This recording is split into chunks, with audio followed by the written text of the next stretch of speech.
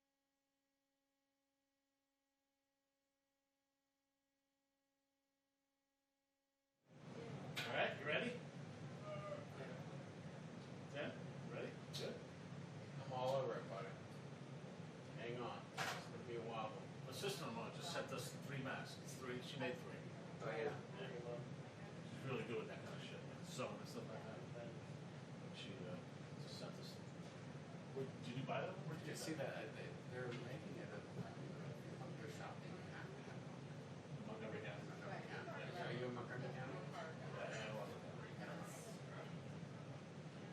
Yeah, a neighbor made this. Huh? A neighbor made this. Apparently came today to know. We'll see. I'll wear that one. Feel better wearing that one in public than those other ones. We went out Saturday for a couple things that we did for Easter dinner. My wife and I went out Saturday. It's just not comfortable, man. I feel like I'm breathing carbon dioxide. It's just like breathing my own breath. Yeah. That's the thing about this one. Just loosen our border. Ventilates a little bit? Yeah. It's just all you need is a barrier. Yeah. So it just snuffles like all over the place. Yeah. That's all. Yeah. But that's why I like this cloth. It's better. More than warm air. That one is Annoying, man. That ABC one was like, It's horrible. horrible. It gave me a headache. It was horrible. I wore it. Wasn't getting enough oxygen. When I exhaled, it was coming up through the eye, and hitting me. It was like somebody blowing in your eye. It was like, no, I can't do it. Can't do it. And it's massive, and it's just, I'm sure it does exactly what it's supposed to do. But they really should supply us a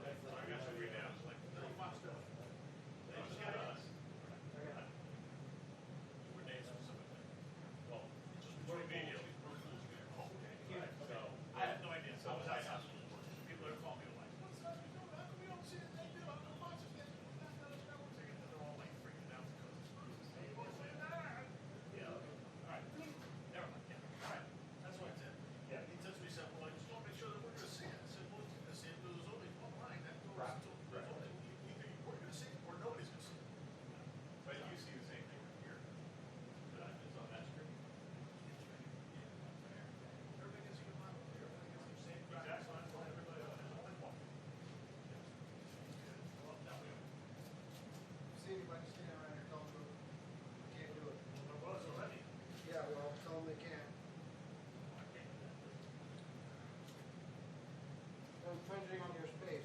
They're always back. I know that. The guest?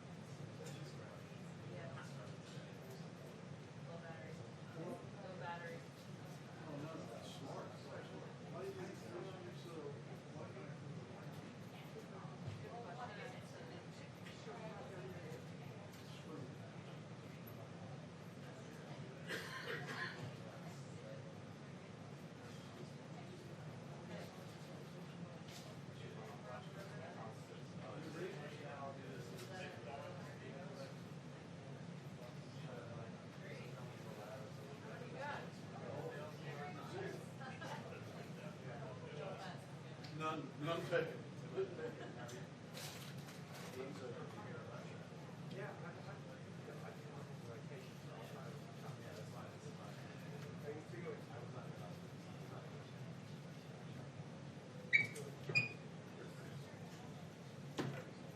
they seem ready back there? I hope so. But I also thought they were getting ready at Federal City.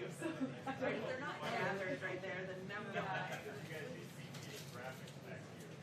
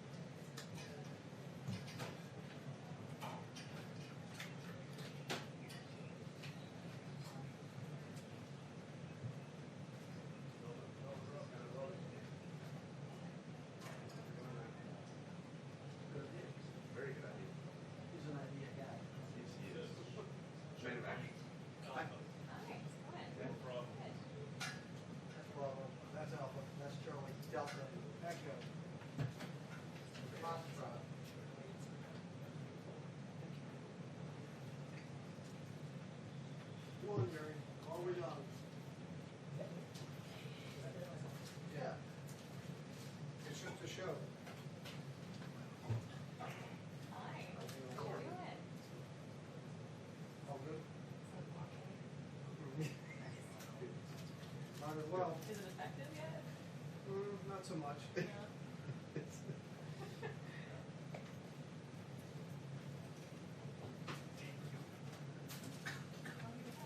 I'm good. How are you?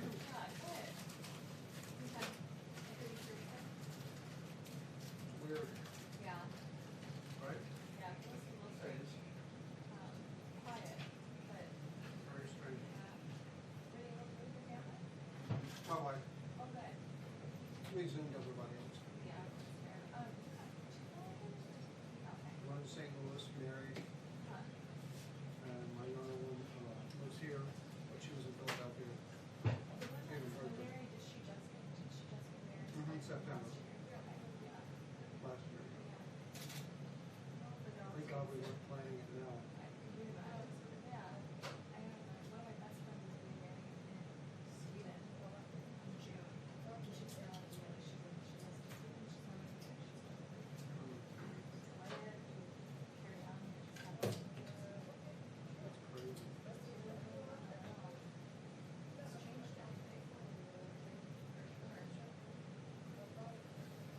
Sure has.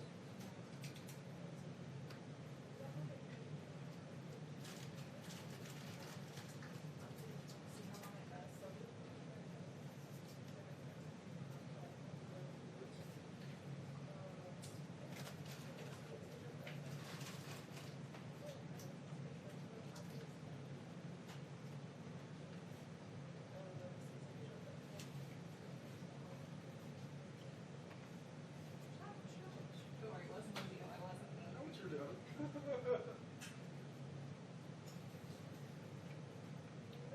I'm not worried about you. Being slightly creepy. My apologies. Trust you implicitly. No idea what they do. It's so the guy standing up. Exactly. With the old camera.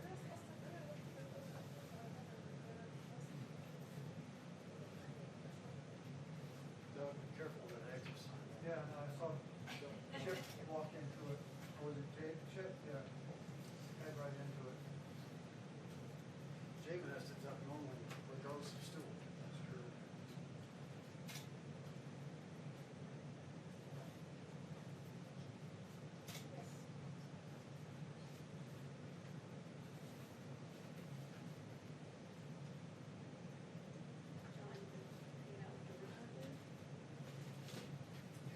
No, I stay far away from it. Good times. So it's getting too big.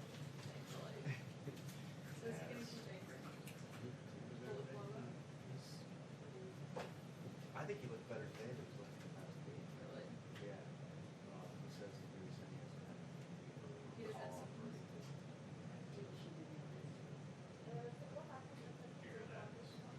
It's not surprising.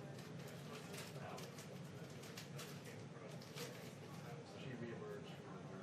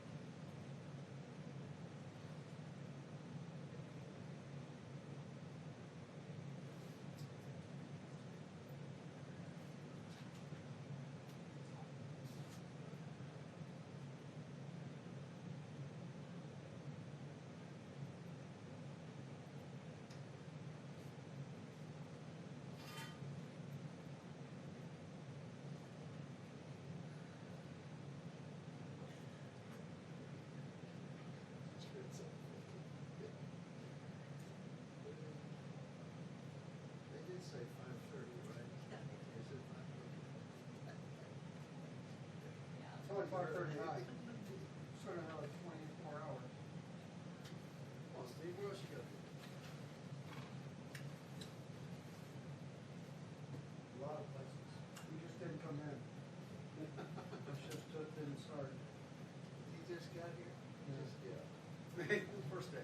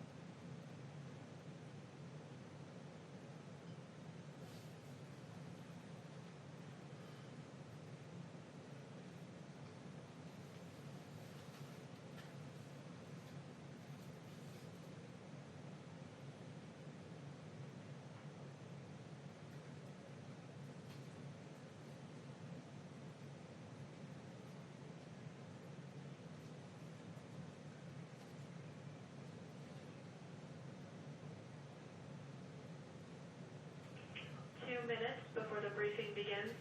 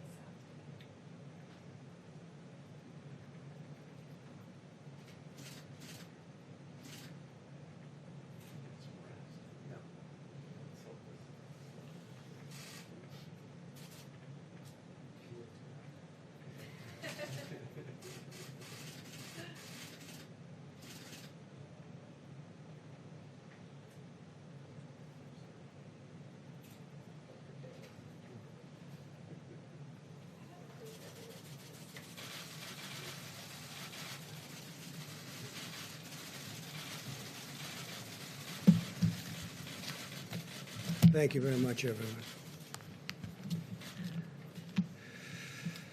Before I begin, I'd like to offer my condolences and best wishes to the people all across our great South who have endured deadly tornadoes and other severe weather in Texas, Louisiana, Mississippi, Alabama, Florida, Georgia, Tennessee, and South Carolina. My administration will do everything possible to help those communities get back on their feet. We're speaking with the governors and representatives. FEMA's already on its way, and they got there as soon as we heard the word. I said, get out there. So FEMA's there, and you know the great job that FEMA does. It's really something very special. So we just want to say warmest condolences, and we're with you all the way. It's a tough deal. That was a bad level 5. That was a bad group. That's as high as it gets. It's a bad grouping of tornadoes. Something that's something incredible. Power, the horrible, destructive power. America is continuing to make critical progress in our war against the virus. Over the weekend, the number of daily new infections remained flat, nationwide flat. The hospitalizations are slowing in hotspots like New York, New Jersey, Michigan, and Louisiana. This is clear evidence that our aggressive strategy to combat the virus is working and that Americans are following the guidelines. It's been incredible what they've done. You looked at the charts, and the charts are, and the models from early on predictions where 100 and 120,000 people looked like if they did well, they were going to unfortunately perish. And we're going to be hopefully way, way below that number. So that will be a sign of people doing things right, but it's still just a horrible thing all over the world. 184 countries. This is all a tribute to our wonderful healthcare advisors and experts who have been with us right from the beginning. We appreciate it so much. In fact, Dr. Fauci's here. Maybe I could ask Tony to say a few words before we go any further. Thank you very much. Tony, please. Thank you, Mr. President. Just a couple of things, and then I just want to make a comment about something that happened yesterday. You're going to hear from Dr. Berg soon about the numbers that we've been talking about, how things are starting to balance off. And I think the more as we go by each day, I think we're going to see, and again, I never like to get ahead of myself or of Dr. Berg's, but it looks like even though we've had a really bad week last week, remember when I was speaking to you before, I was saying this was really a bad week. There's still going to be a lot of deaths, but we're starting to see in some areas now that kind of flattening, particularly in a place that was a hot spot like New York. That's the first thing. The second thing is that I had a really very, very productive conversation with the Congressional Black Caucus this morning for about an hour, and they really wanted to know what exactly are we going to be doing in the immediate as well as the long range about the health disparities and the discrepancies both in infection and in poor outcome in the minorities in general, but specifically African American. And I mean, I made it very clear to them that what we have to do is focus on getting the resources where the vulnerable are, to be able to get testing done, to be able to get the appropriate identification where proper and where appropriate to isolate and contact trace if we can, but also to help mitigate in a community that is suffering and suffering much more disproportionately. So I just wanted to get that out of the way.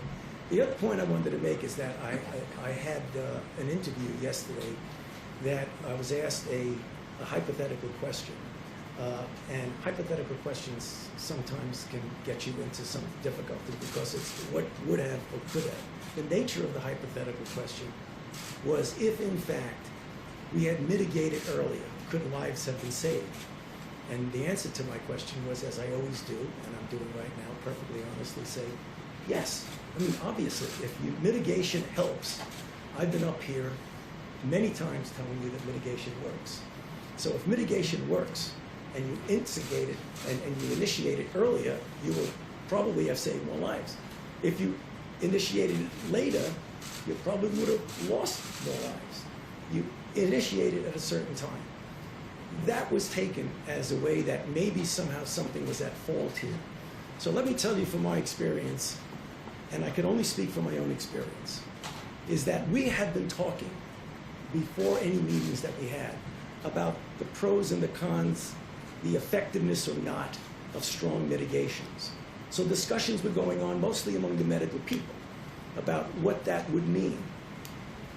The first and only time that Dr. Birx and I went in and formally made a recommendation to the president to actually have a, quote, shutdown in the sense of, not really shutdown, but to really have strong mitigation.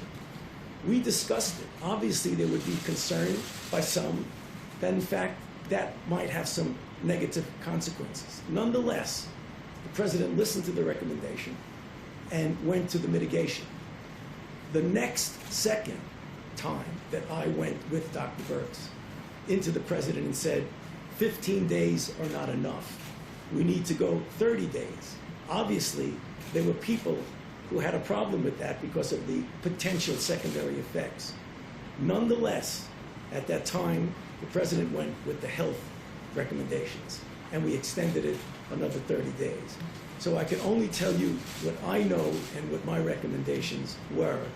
But clearly, as happens all the time, there were interpretations of that response to a hypothetical question that I just thought it would be very nice for me to clarify because I didn't have the chance to clarify. Thank you.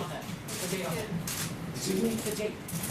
You know, to be honest with you, I don't even remember what the date was. But I can just tell you the first and only time that I went in and said we should do mitigation strongly, the response was yes, we'll do it. What did you do?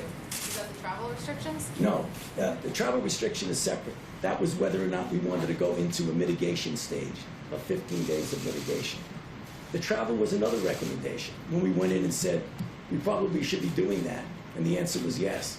And then another time was we should do it with Europe, and the answer was yes. And the next time we should do it with the UK, and the answer was yes.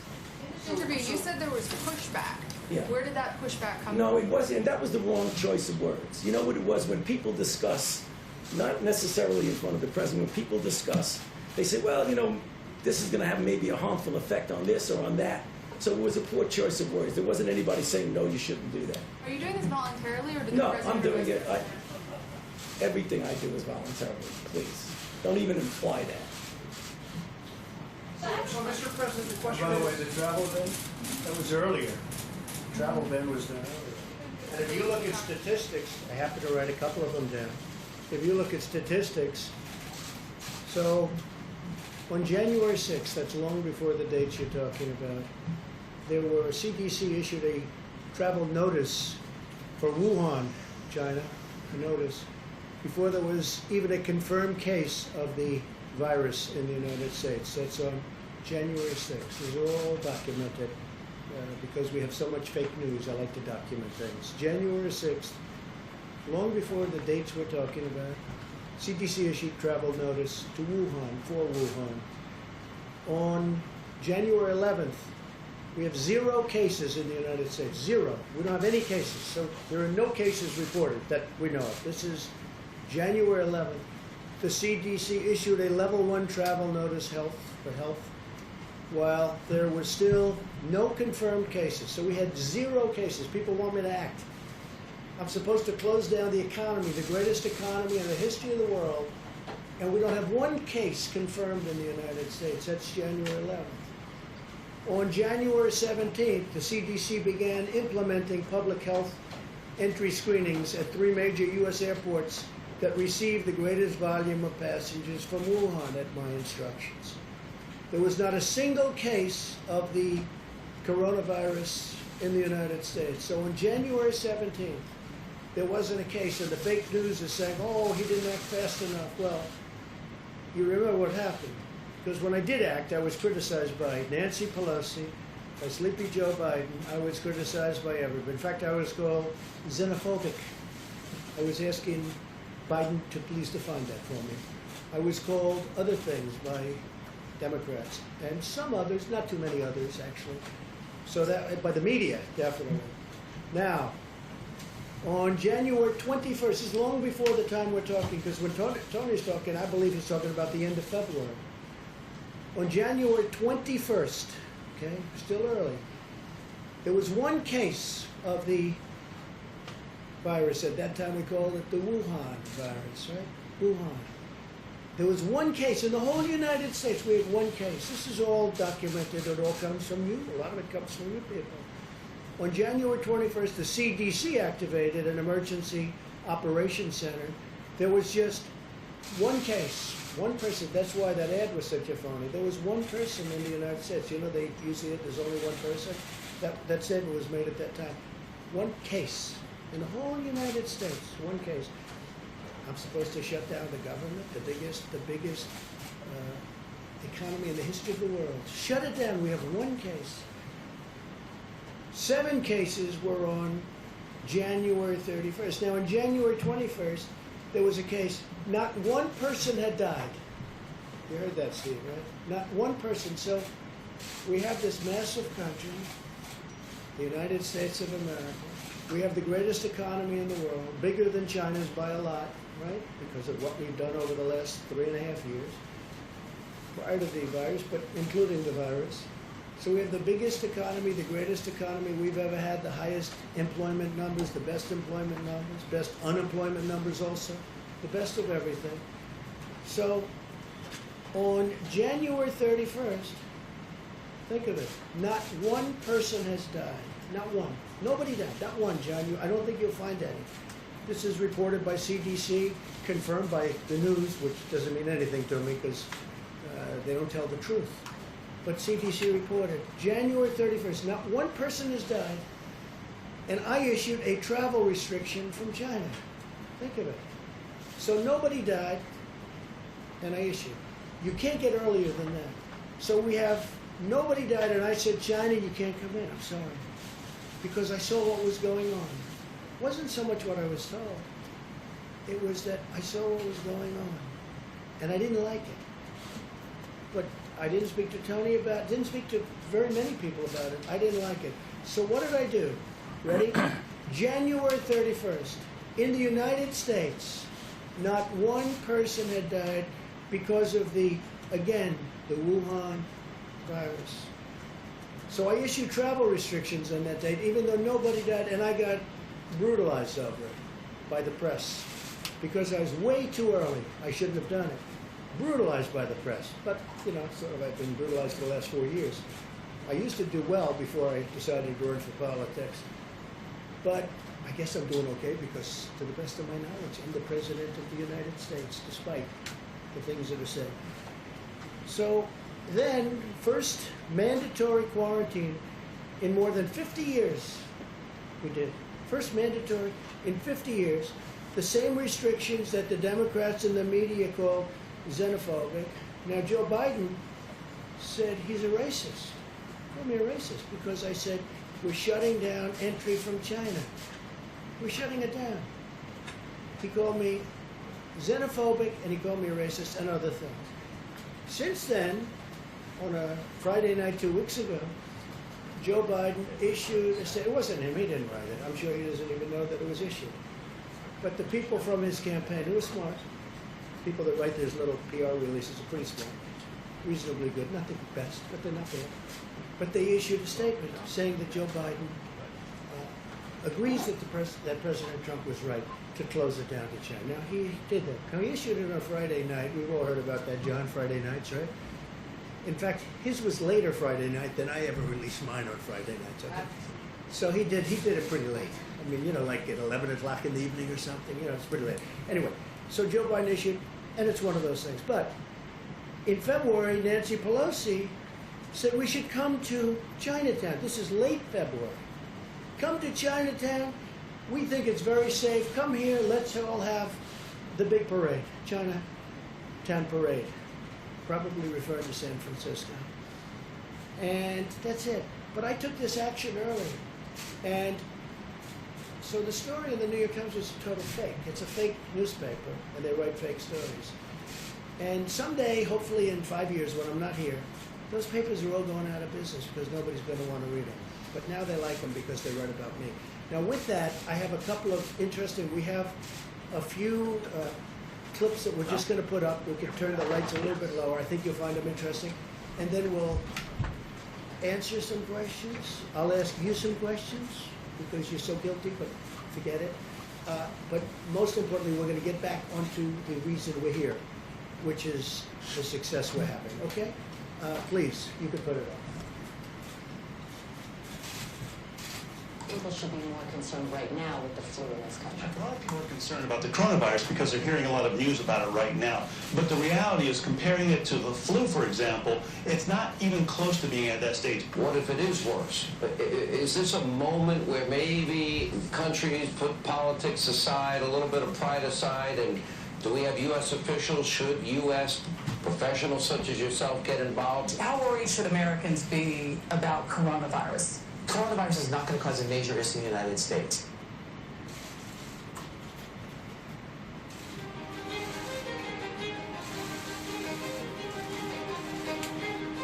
Well, we've asked them to accelerate whatever they're doing in terms of a vaccine. We will be suspending all travel from Europe to the United States for the next 30 days. To unleash the full power of the federal government in this effort today, I am officially declaring a national emergency. Medicare patients can now visit any doctor by phone or video conference at no additional cost. The first 1 million masks will be available immediately.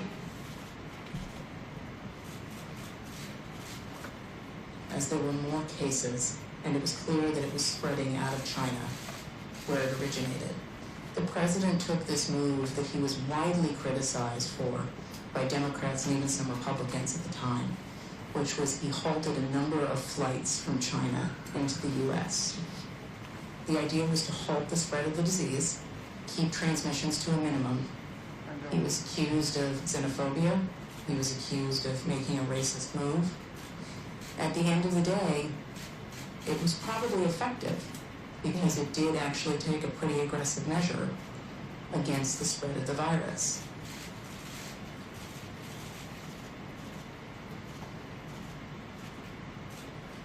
His team is on it. They've been responsive late at night, early in the morning, and they've thus far been doing everything that they can do, and I want to say thank you, and I want to say that I appreciate it.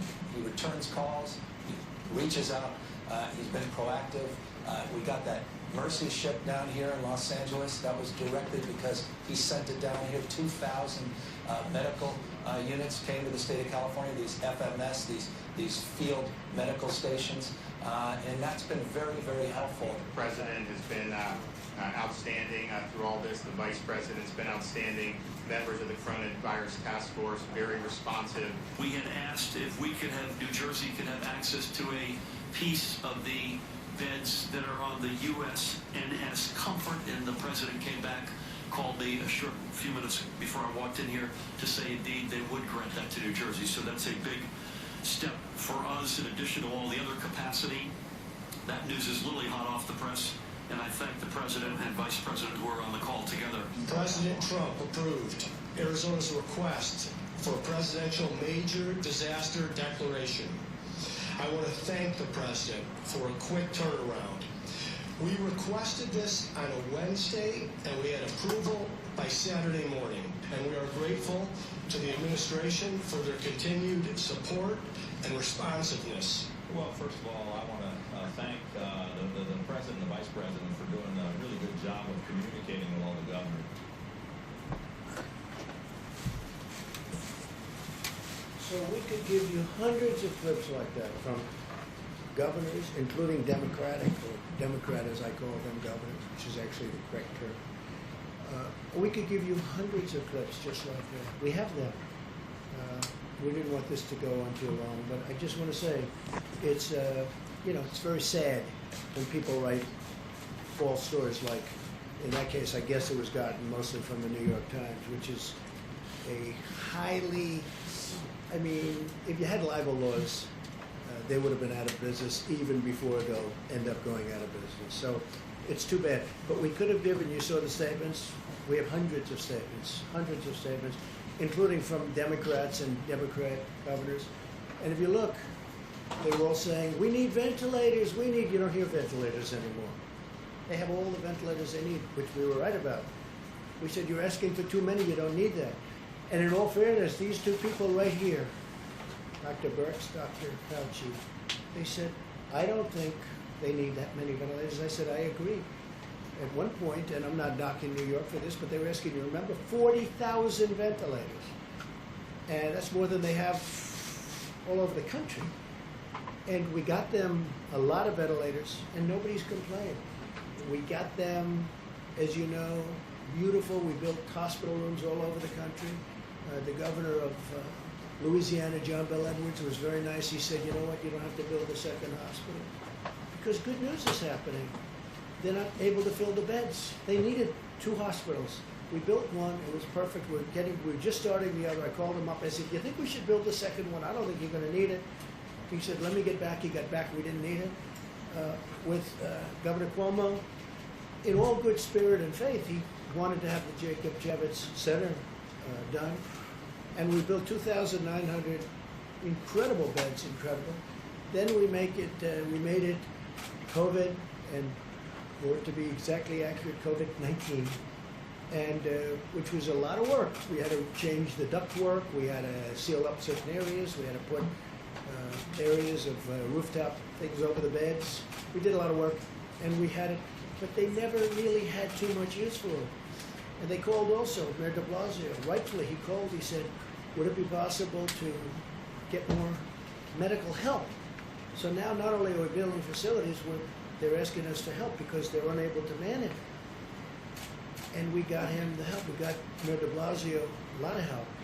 Then when the Javits Center wasn't used much, and then as you know, the Mercy, we took the Mercy and we took the Comfort, and we made them both Los Angeles and New York. We made them COVID adaptable, which was not easy to do. And we didn't get almost any people sent there. They didn't need them at the beginning because they didn't need it for anything but this, because there were fewer accidents, fewer motorcycles, fewer everything. And what we did was like an incredible job, but they didn't need them. It turned out they were there, we were ready. You know the expression, they have an expression, ready, willing, and able. We were ready, willing, and able. What the Army Corps of Engineers did was a miracle. What FEMA did was a miracle. What the doctors did. So I got a call 2 days ago from the mayor of New York. He said, could you help us even more with medical personnel? And we sent, I think it was 448 doctors, nurses, and respiratory experts, real experts. And I got a call from the mayor, and he said, I want to tell you, incredible, these people are incredible. He said they lifted the spirits of the hospital workers from New York City like nothing I've ever seen. He was unbelievable what he said. It was really appreciated, and I let them know that. I let the military people. He said they went in there so brave, so incredible. They lifted the spirits of everybody. We did all of this work, but when you read the phony stories, nobody acknowledges this, and it doesn't have to be acknowledged from my standpoint, but it does have to be acknowledged from the great work that these doctors, nurses, the Army Corps of Engineers, all these people, they've done this incredible job. And they shouldn't be abused, because if you take a look at what's happened, nobody's asking for ventilators, except outside of our country. Outside of our country, they're calling me, every country, they're calling me, so many countries, and I'm going to try and help them because we have thousands of ventilators being built. But nobody's asking for ventilators. Nobody's asking for beds because we built hospitals. I think we built 20,000 beds in a period of a couple of weeks. The job they've done is incredible. With all of that being said, I'm getting along very well with the governors. And if I wouldn't, Mike Pence had a call today with the governors, and it was like a 10. I said, how was it? He said it's a 10. He used one of my expressions, actually. But he said it was like a 10.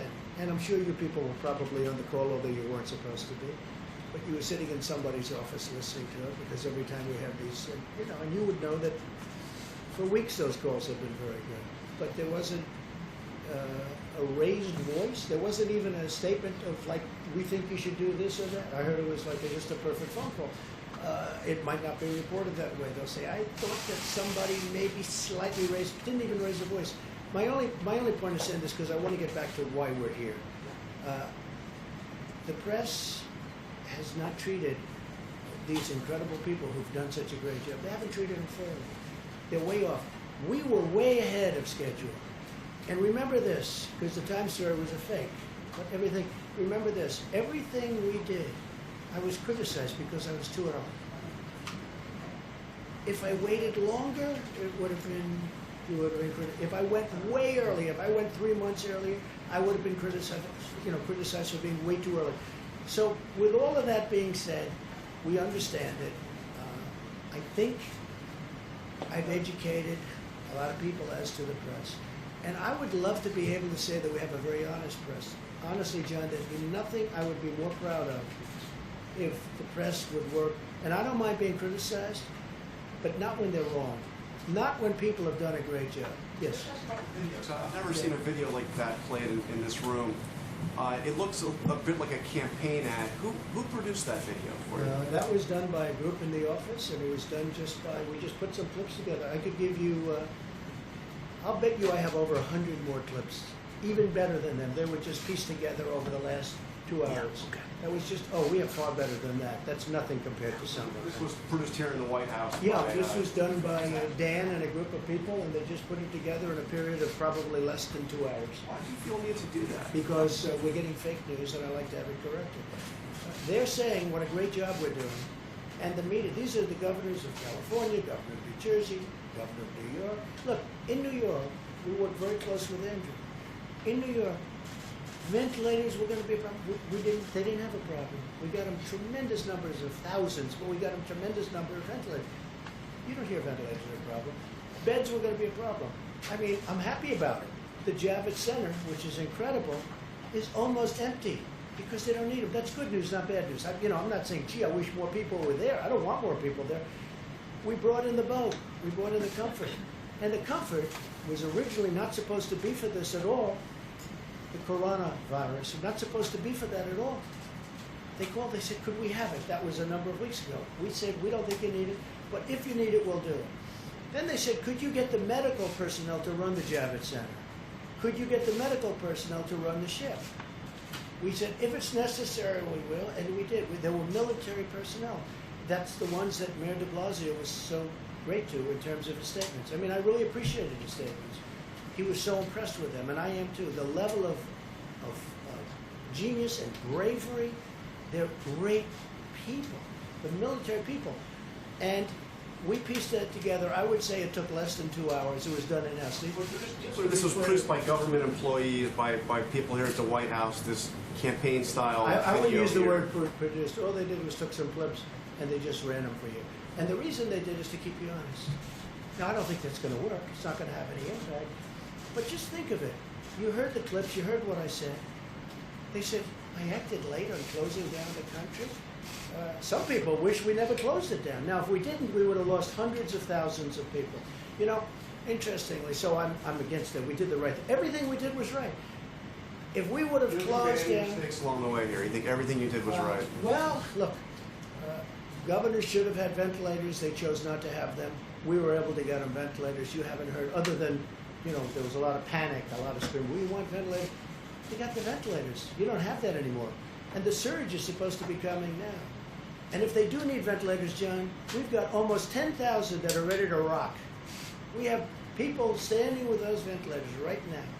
If you needed 2,000 in New York, which you don't, but if you did, we can have them here in less than 24 hours. We're ready to rock. This was a great military and beyond that operation. Let's get back to the regular. Well, shouldn't we get back to the regular? We can talk about this, but all I'm doing is this. I could have given you, like, those are 4 or 5 clips that we just played through. I could have given you hundreds of people. I mean, Gavin was on television 2 days ago with one of your competitors, singing praise. He says, look, you know, the question was asked in a negative way. He said, look, I know what you want to say, but he's doing really good. It's hard for me to say that. In fact, it's impossible for me to say. Gavin Newsom, the governor of California. I have many clips from I have some clips from Anthony that I didn't want to put up, which were really good. I think Anthony would be the first one to say, when I closed the country to China, when I closed the China ban, whatever you want to call it, Anthony said I saved a lot of lives by doing that. I mean, am I correct? I don't want to put words in Anthony's mouth, by the way, and I like him. Today I walk in, I hear I'm going to fire him. I'm not firing him. I think he's a wonderful guy. Tweet something that said fire Fauci. Fire Fauci. I retweeted somebody. I don't know. They said fire. Doesn't matter. Did you notice that when you retweeted it? Yeah, I noticed everything. So you retweeted it even though it said time to fire No, Fauci? no, that's somebody's opinion. All that is So an you opinion. read it and you elevated No, it. I was told about that. I said, I'm not firing. In fact, if you ask your friends in the office, of the public relations office, I was immediately called upon that. And I said, no, I like him. I think he's terrific. Because this was a person's view. Not everybody's happy with Anthony. Not everybody's happy with everybody. But I will tell you, we have done a job the likes of which nobody's ever done. The mobilization, getting of equipment, all of the things we've done. Nobody's ever done a job like this. We have 50 governors and territories, by the way. People don't ever mention that. We have territories. We have 50 governors and territories. And many of those governors are Democrats. And they can't find anything to complain about. And honestly, many of them didn't do their jobs. I'll let you know someday. Let's see what happens. But I may let you know who's not doing their job. I can tell you the ones that are good, both Republican and Democrat, and the ones who don't know what they're doing. But we help some of the ones that don't know what they're doing. They should have had their own stockpiles. And now if they want, we can build them stockpiles of ventilators. The hardest thing is a ventilator because it's expensive. It takes a while to get. We got them, and nobody believed we did. Now, many of the governors were asking for far too many. And we said they were asking for far too many. We talked, and we said, you said very strongly that they just don't need that many. You said they don't need that many beds, Deborah. So that's it. Steve, go ahead. Dr. Fauci are on the same page. Yeah, we have been from the beginning. I don't know what it is exactly, but if I put somebody's opinion up, you know, I don't mind controversy. I think controversy is a good thing, not a bad thing. But I want it to be honest controversy. Now, when I got a call not very quickly. Nobody, saw that as being any big deal. They said, "How are you doing with Dr. Fauci?" I said, "I'm doing great." And I didn't talk to Dr. Fauci even until we just got here. Dr. Fauci asked one of the people if he could get up and speak, and he did. And they totally misinterpreted him. I saw what they did. He said the question was hypothetical, but what he was just acknowledging is that lives would have been saved if the mitigation practices were put into place earlier. That seems obvious. Do you not agree with that? Here's the thing. Now, what he really is saying, though, but how could you have done it? Look, I just went over stats with you, right here. How do you close it up? You have no deaths and no cases on January 11th. Doctor, would you recommend closing the United States of America? Oh, this must be terrible. How many cases do we have? None. How many deaths do we have? None. January 17th, go back another week. On January 17th, this is 10 days before I did a little bit less than 10 days, before I did the ban. I did a ban on China. You think that was easy? I then did a ban on Europe. And a lot of people said that was an incredible thing to do because you look at Spain, and by the way, we're doing very well because when you look at all of those flat graphs and you add it all up, the United States is very low, and per capita we're very low. We're doing very well. But how do you close up the United States of America? So on January 6th, no deaths. On January 11th, no deaths. And no cases. On January 17th, no cases, no deaths. I'm supposed to close up the United States of America when I have no cases. Down the middle of March. Should you have closed it down earlier? I closed down from That's China. Excuse me. I closed it down from China. And by the way, some people think I should have waited longer and maybe ridden it out. I disagree with them, okay? But it was thought of. I mean, that was an alternative. There are a lot of people that would have said, let's write it out. Now, I'll give you the good news. If I would have done that, it would have been, I think, catastrophic. Because their numbers are, Anthony, 1.6 to 2.2 million people would have died if we tried to do that. And I did this last time. Cut it in half. Don't say 2.2 million. Cut it in more than half. Say 1 million people died. Well, that's much more than the Civil War. Cut it in half. Take the million and cut it in half. That's 500,000 people would have died. Now, that number we would have reached, okay? That would have been easy to reach if we did nothing. So we did the right thing. And our timing was very good. But here's the one thing, and you have to say this. When you ask me, why didn't you do this? How come when I did the ban on China and some instituted some very tough things, how come Nancy Pelosi, a month later, is in Chinatown saying, let's all march, this is not going to happen? How come we have many of the experts from CNN, and many other networks, if you call CNN a network, I don't personally, but we have CNN, we have many other places, and they're all saying, he doesn't need to do it. He doesn't need to do it. All I'm saying is this: how do you close down the greatest economy in the history of the world when on January 17th you have no cases and no death? When on January 21st you have one case and no death. One case. Think of that. Now we're supposed to close down the country, but here's what happened.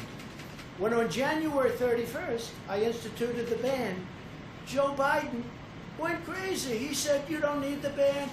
He didn't go crazy. Like he didn't even know what the hell the ban was. But so he didn't go crazy. But he did say, he did call me xenophobic. Wait a minute. He called me xenophobic. He called me a racist. Because he has since apologized and he said I did the right thing. So when you say, why didn't you this? Every Democrat thought I made a mistake when I did it. I saved tens of thousands, maybe hundreds of thousands of lives by doing it. That you bought, the argument is that you bought yourself some time. You didn't use it to prepare hospitals. You didn't use it to ramp up testing. Right now, You're so disgraceful. It's so disgraceful the way you said it. Let me just listen. I just went over it. I just went over it. In an unprecedented crisis. Nobody thought we should do it, and when I did it. But what did you do with the time that you bought? You know what the we month did? of February. You know what we did? What do you do? February. What do you do when you have no case in the whole United States? When you excuse me, you reported it. 0 cases, 0 deaths on January 17th. January. I said in January. Video has a complete gap. On January 30th. What did your administration do in February for the time that your travel ban got A lot. A lot. And in fact, we'll give you a list. What we did, in fact, part of it was up there. We did a lot. Look. You know you're a fake. You know that. Your whole network, the way you cover it, is fake.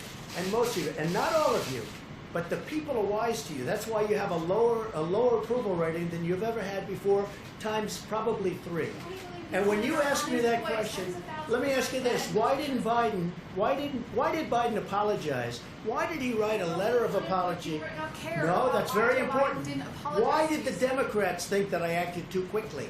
You know why? Because they really thought that I acted too quickly.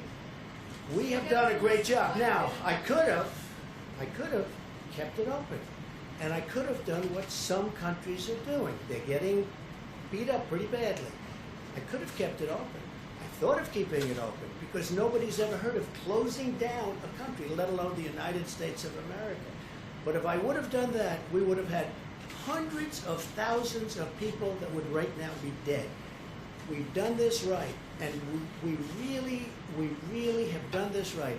The problem is the press doesn't cover it the way it should be. Go ahead. One more question, Steve. Go ahead. There's a debate over what authority you have to order the country reopened. What authority do you have? Well, I have the ultimate authority, but we're going to get into that in a minute. We're going to just finish this up. We're going to tell you about other things that we've done right. But I will say this. Had we said, let's just keep going and let's not do a closing, whether it's 2.2 that they at one point predicted as an outside or 1.6 at a lower number, you cut it all the way down to 6 or 7 or 800,000, take just a fraction of the number that could have happened, it literally would have been more than the Civil War. It would have been a disaster. So the minimum number was 100,000, and I feel pretty good that we're going to be substantially below, Anthony, the 100,000, and I hope we will. All right, so today, the Department of Health and Human Services is announcing 5 new contracts to procure large numbers of additional ventilators under the Defense Production Act, which we used a lot, by the way, which you didn't like to talk about, in addition to the 1,300 we received today. We received today 1,300 additional ventilators. Now, we're probably not going to need them, but we can add that to our stockpile, which is very big, and we can move it around should the surge take place and should it be a very substantial surge. We're ready to rock. The contracts are with General Electric, Hillrom, Medtronic, ResMed, and Vyaire, combined with the DPA contracts that we announced last week with General Motors and Philips, and 2 other contracts with Hamilton and Zoll. We're adding 6,190 ventilators to the strategic national stockpile, of which we have a lot already, thousands, close to 10,000. But this will be added by May 8th, another 29,000 by the end of May, and more than 120,000 total we will have by the end of the year. Now, we're going to help other countries. We're going to help states if they need it. We may help some states stockpile. You know, they're supposed to buy their own stockpile. They have state stockpiles. They're supposed to be using that. And unfortunately, most of the states weren't there, and a lot of people didn't want to talk about it, but they weren't there. We will talk about it at the right time if you want to. I at this point, I'm more focused on getting past this nightmare of an epidemic or a pandemic, anything you want to call it. We got to get past it. No one who has needed a ventilator has not gotten a ventilator. Think of that. You know, you heard all about ventilators, ventilators. We need ventilators because they didn't have them, because the state should have had them. No one who has needed a ventilator has not gotten a ventilator. No one who has needed a hospital bed has been denied a hospital bed. That's not even really our responsibility. Now, if we can help, we're going to do it. But that's where the Army Corps of Engineers did such a great job. We built over 20,000 beds. In fact, we built thousands more than we've actually needed to be safe. We wanted to be safe, and they rose to this incredible occasion. I mean, we built more beds than we thought. We thought in Louisiana we were going heavy. And again, when I called the governor, I said, maybe we shouldn't build that second hospital because we don't want to build it if you don't need it. He called back, he said, I don't think we're going to need it.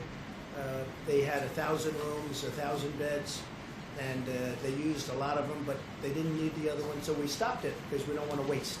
But we're prepared to build thousands more should we need it. I don't think we're going to need it because it looks like we're plateauing and maybe even in many cases coming down.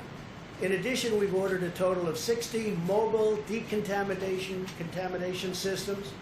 So the decontamination system from Bethel in Ohio is an incredible thing because it takes the masks, and up to 20 times you can decontaminate a mask. And I've been asking from the beginning, why can't we sterilize and sanitize these masks? And it turned out we can. And there was a great company in Ohio. They sent us some great equipment, and they're doing that now. And now we're going to have more than 33 million N95 masks per week. Will be cleaned, decontaminated, and it'll be great. It's something that, frankly, I think people should have thought of a long time ago. 5 more flights landed today as part of the Project Airbridge, our massive airlift operation to bring personal protective equipment into the United States, which has now delivered nearly 500,000 N95 masks, 370 million gloves, 25 million surgical masks, and 4.9 million gowns. So we have millions of gowns, gloves, masks, all surgical equipment coming in should the states need it. Now, the states are supposed to be buying their own stuff, but should they need it, we are ready to give them because we're building up our stockpile again like crazy. Remember, and you saw the stories, I inherited this administration, Mike, myself, the whole administration, we inherited a stockpile where the cupboards were bare. There was nothing. And I say it, and I'll say it again, just like we didn't have ammunition, we didn't have medical supplies, we didn't have ventilators, we didn't have a lot of things that should have been had, and you can read your own stories on that because you know what happened. They didn't want to spend the money, but we did. To date, we've facilitated the supply of more than 38 million N95 masks nationwide. This week, we'll be sending 2 million N95 masks to the Commonwealth of Pennsylvania. The Vice President will go into more detail. He's got great detail on that, and I think it's a pretty amazing story. We have a lot of masks already in stock, and we have more coming. We're further expanding hospital surge capacity in key areas of the opening, and we have a portion of certain VA hospitals and non-veteran coronavirus patients, including at the East Orange, New Jersey Medical Center, as well as facilities in Manhattan and Brooklyn. They're ready, they're able, they're beautiful. Hopefully we won't need too many of them because, frankly, we built everything that the governors wanted, and in many cases it's too much. We told them it was too much, but we wanted to err on the side of caution. The United States has now conducted nearly 3 million tests for the virus. 3 million, the most of any nation. We are performing approximately 115,000 tests every single day, and our rate of testing is especially high in areas hardest hit by the virus. If you look, and that's really, and it's hit some areas, the virus very, very hard. For example, per capita testing in New York is higher than the rest of the world. The NIH, CDC, and FDA are also currently validating several antibody tests that will allow us to determine whether someone has already had the virus and potentially become immune to infection. We're looking at that. The antibody tests are going to be very interesting over the next short while. A lot of things are being developed as we speak. In the race to develop effective treatments, the drug company Gilead announced that its drug, remdesivir, has shown promising results, very promising, in compassionate use settings. In addition, the FDA has just granted emergency use authorization for a device that removes certain proteins from the bloodstream, possibly preventing a patient's immune system from overreacting to the virus and damaging vital organs, which is a big problem. Furthermore, over the last 7 days, my administration has deployed roughly 28 million doses of hydroxychloroquine from our national stockpile.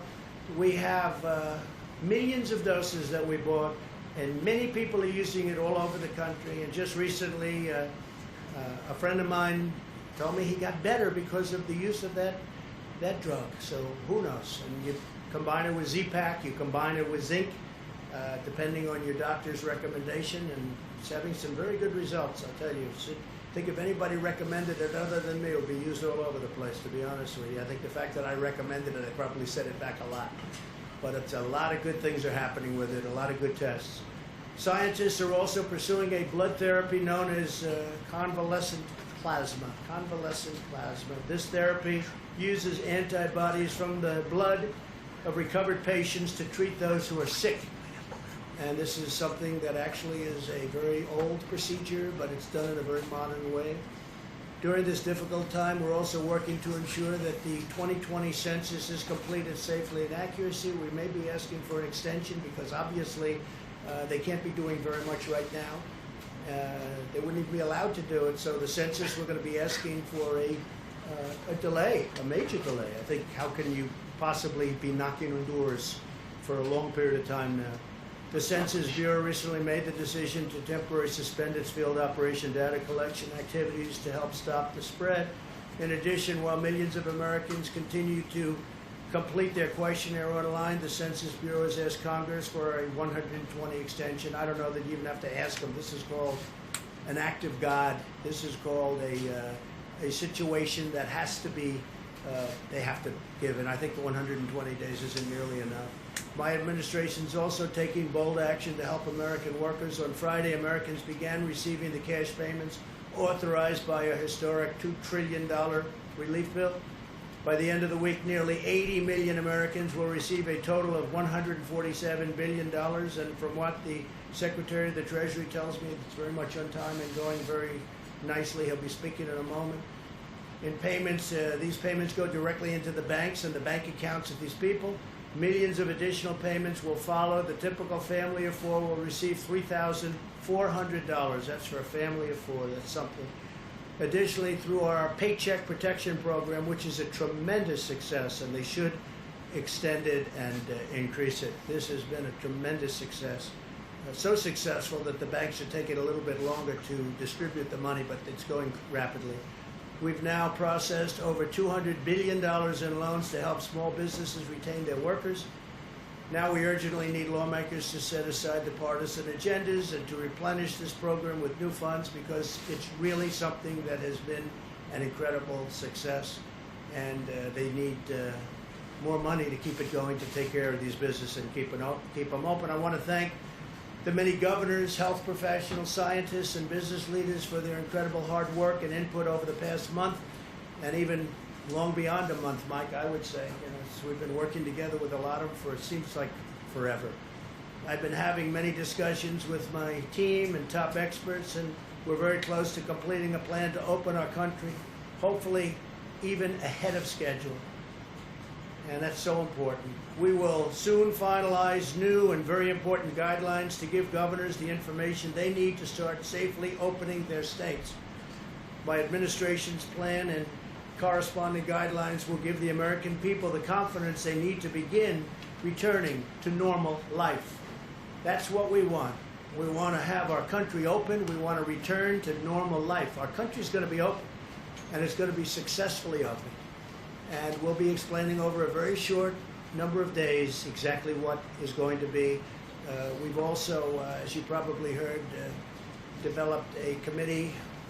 We're actually calling it a number of committees with the most prominent people in the country, the most successful people in the various fields, and we'll be announcing them tomorrow. This weekend, the United States also helped facilitate an unprecedented agreement among the 23 nations of OPEC+.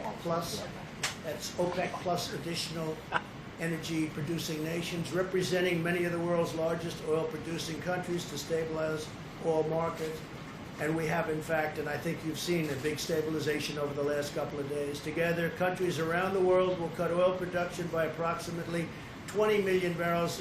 People are saying 10 million, but we think that the number that they'll actually hit is going to be closer to 20 million barrels a day, and that will help a lot with saving jobs all over Texas and Oklahoma and North Dakota and many of other of our big energy states.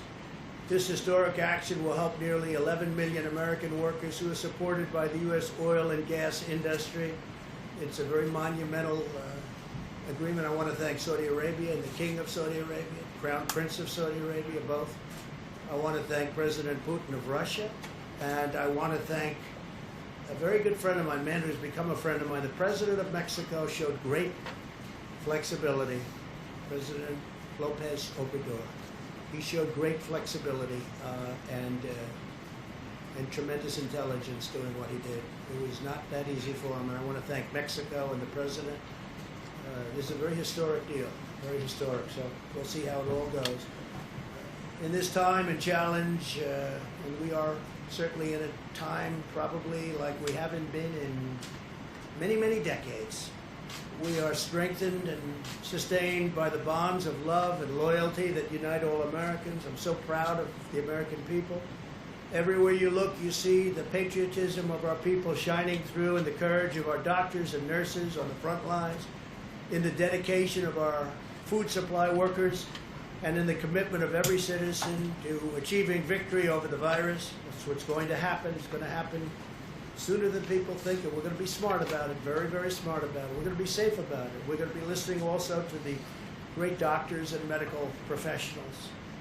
Together, we're beating back the invisible enemy, and we're paving the way for great resurgence, really a great resurgence for American prosperity.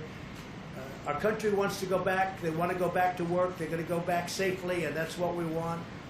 I'd like now to ask Vice President Pence to say a few words, followed by Dr. Fauci and Dr.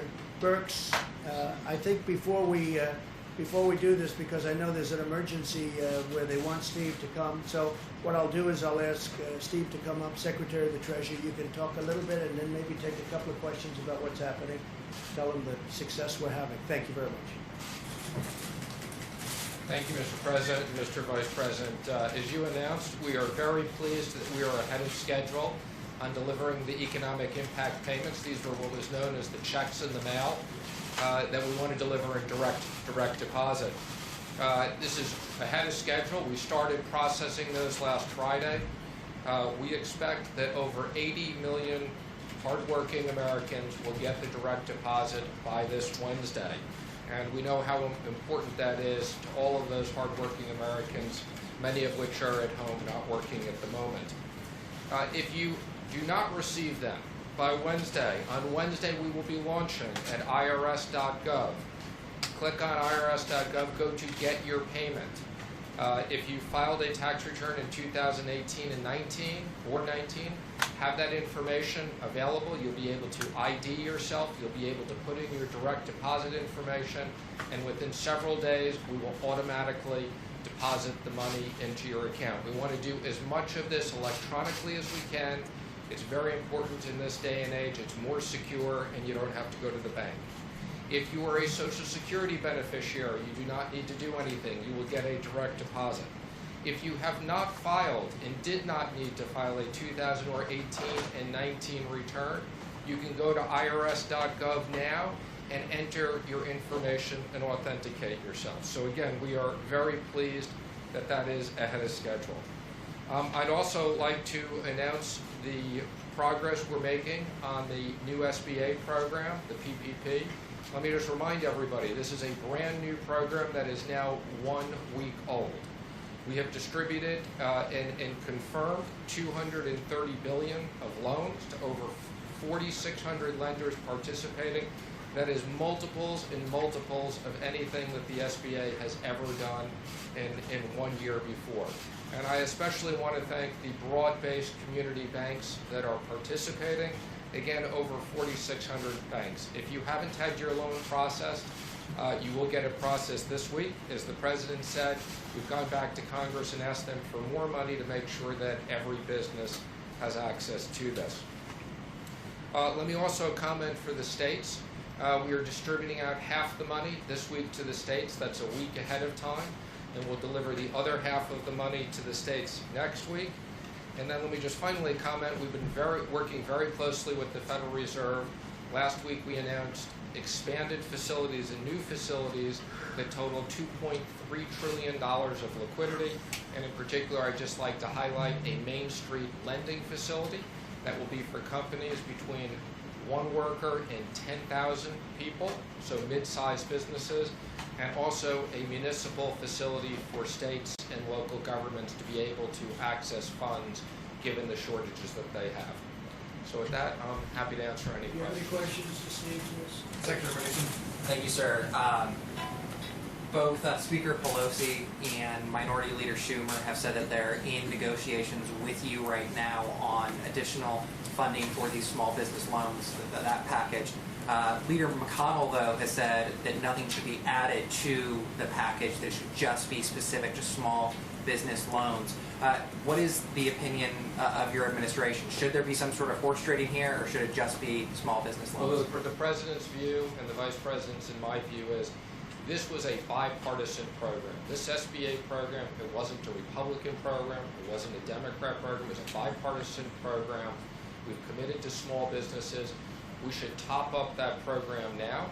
I know the Democrats want to talk about more money for hospitals and states. Right now, we're just sending the money out to the hospitals and states. They haven't come close to using that money. And I know the President and Vice Presidents have said, once we get the SBA done, we can go into another funding bill. The President's talked about potentially adding infrastructure and other things. We think there is a likelihood we will need more money, and we will sit down and try to get a bipartisan bill. But this is important we deliver on small businesses. 50% of the people work for small businesses. Thanks, sir. What's the emergency that the President said you had to go for? You had an emergency Negotiation. over this bill? Yeah, well, because we don't want to run out of money. We've used about $220 billion of the $350 billion. We don't want to run out of that money.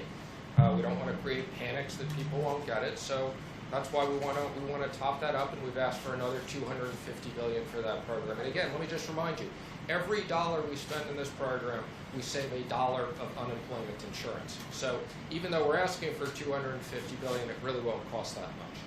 Could I follow up? Do you have concerns about lifting the guidelines too soon? I mean, what's the economic impact? I understand the economic argument for getting people back to work, obviously, but what's the economic risk of lifting them too early and seeing there's been a spike in cases Well, again? of course, there's economic risks in both directions. We reviewed with the President today a very broad list of over 100 business people that are going to help advise the President on what needs to be done to reopen the economy.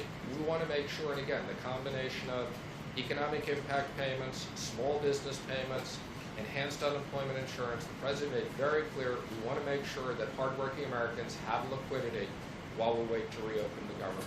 So do you believe the government should be reopened, or the country, excuse me, should be reopened on May 1? I've had discussions with the President. I know he's considering it, and I believe he's going to make a decision later in the week. Everything has to be safe.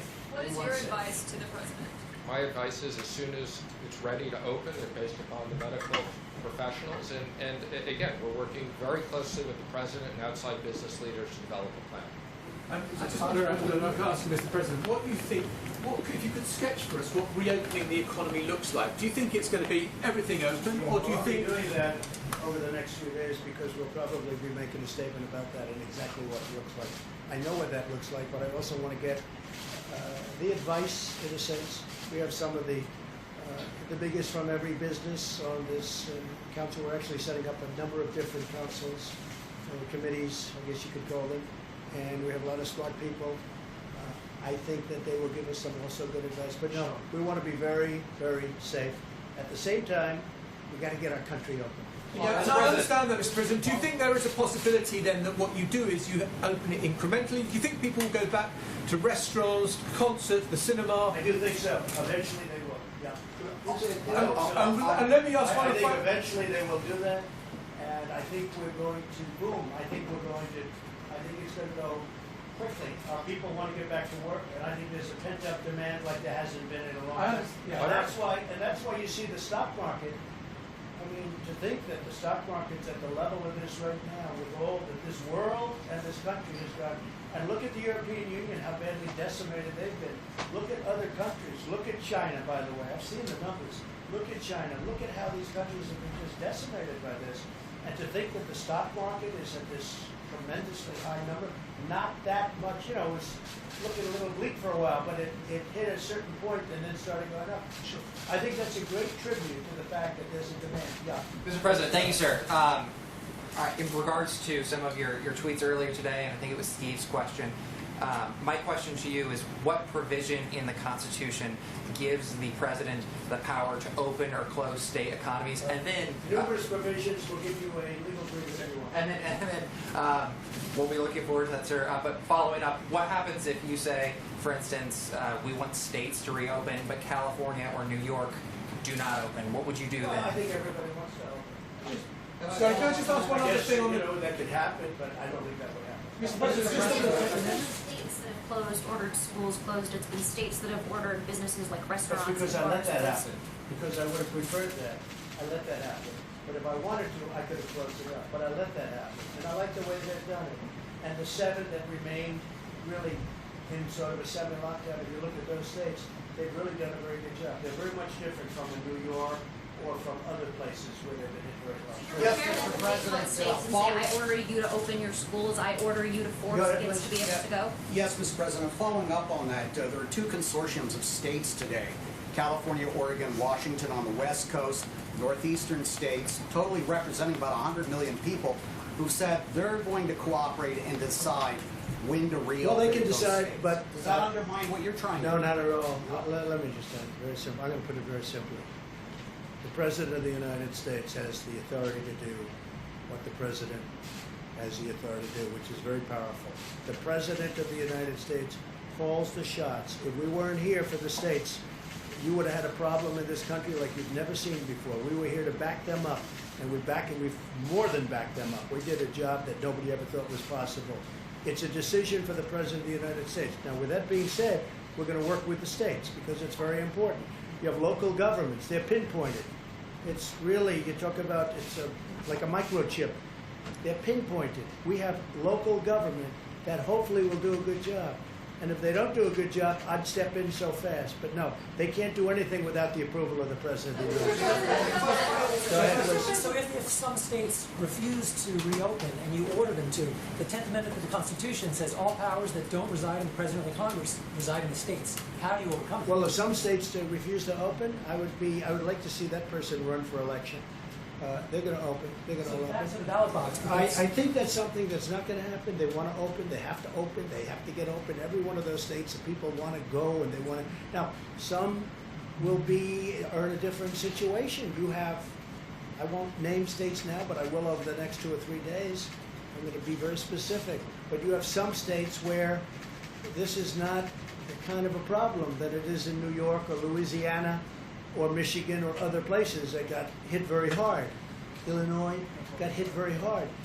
But all states want to open, and they want to open as soon as possible, but they want to open safely, and so do I. Yeah, please. Thank you, Mr. President.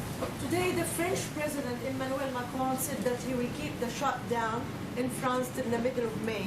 Does that mean that the U.S. will keep the ban on France got flights hit from very Europe? hard. France got hit very hard, and again, he has to do what he has to do. He's a friend of mine. But France, Spain has just been decimated. You look at what's happened in Italy, it's a very well-known fact, what happened in Italy. No, they were hit very hard. Question for Secretary Mnuchin. Has everybody that you would like to have, the 100 business people on the Economic Council, have they all been invited already? Have they all agreed to They haven't been invited yet. We just reviewed the names with the president today. And are they from all sectors? Yes, Energy?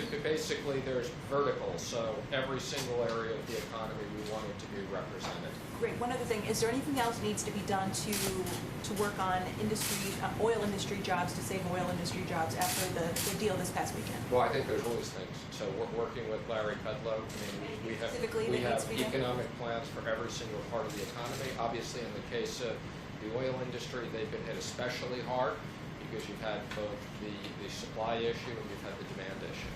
Have you figured out the bailout money for the airlines, what the allocations for the airlines? So I'm pleased to say we've worked very hard. I think, as you probably have seen, we put out a press release that we have now had discussions with almost all the airlines. I've personally had discussions with all the major airline CEOs.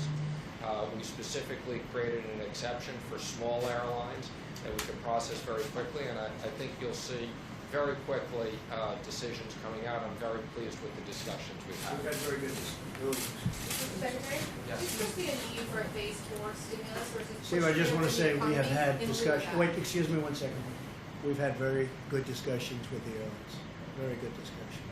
Is it possible to reopen the economy on May the 1st? I don't want to say that. You'll be hearing over the next few days.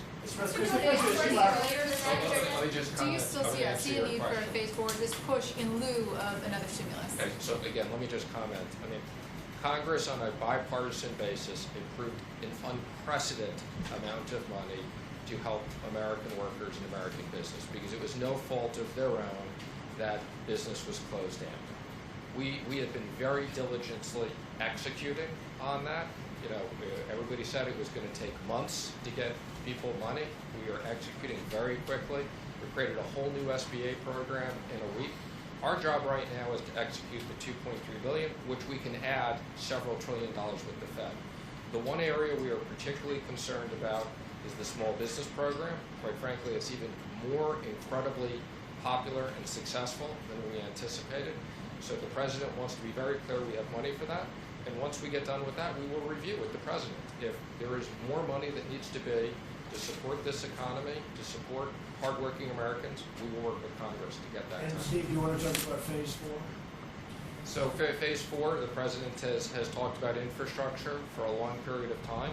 We've talked about, to the extent that the hospitals need more money because of the medical issues, we'll monitor that. We want to make sure there are incentives for restaurants, entertainment, people to get back to those types of things. So we'll be looking at very specifically provisions to stimulate parts of the economy. Some of them may be money issues, some of them may be regulatory issues. Mr. President, just to clarify your understanding of your authority vis-a-vis governors, just to be very specific. For instance, if a governor issued a stay-at-home When you order, say my authority, the president's authority, because it's not me.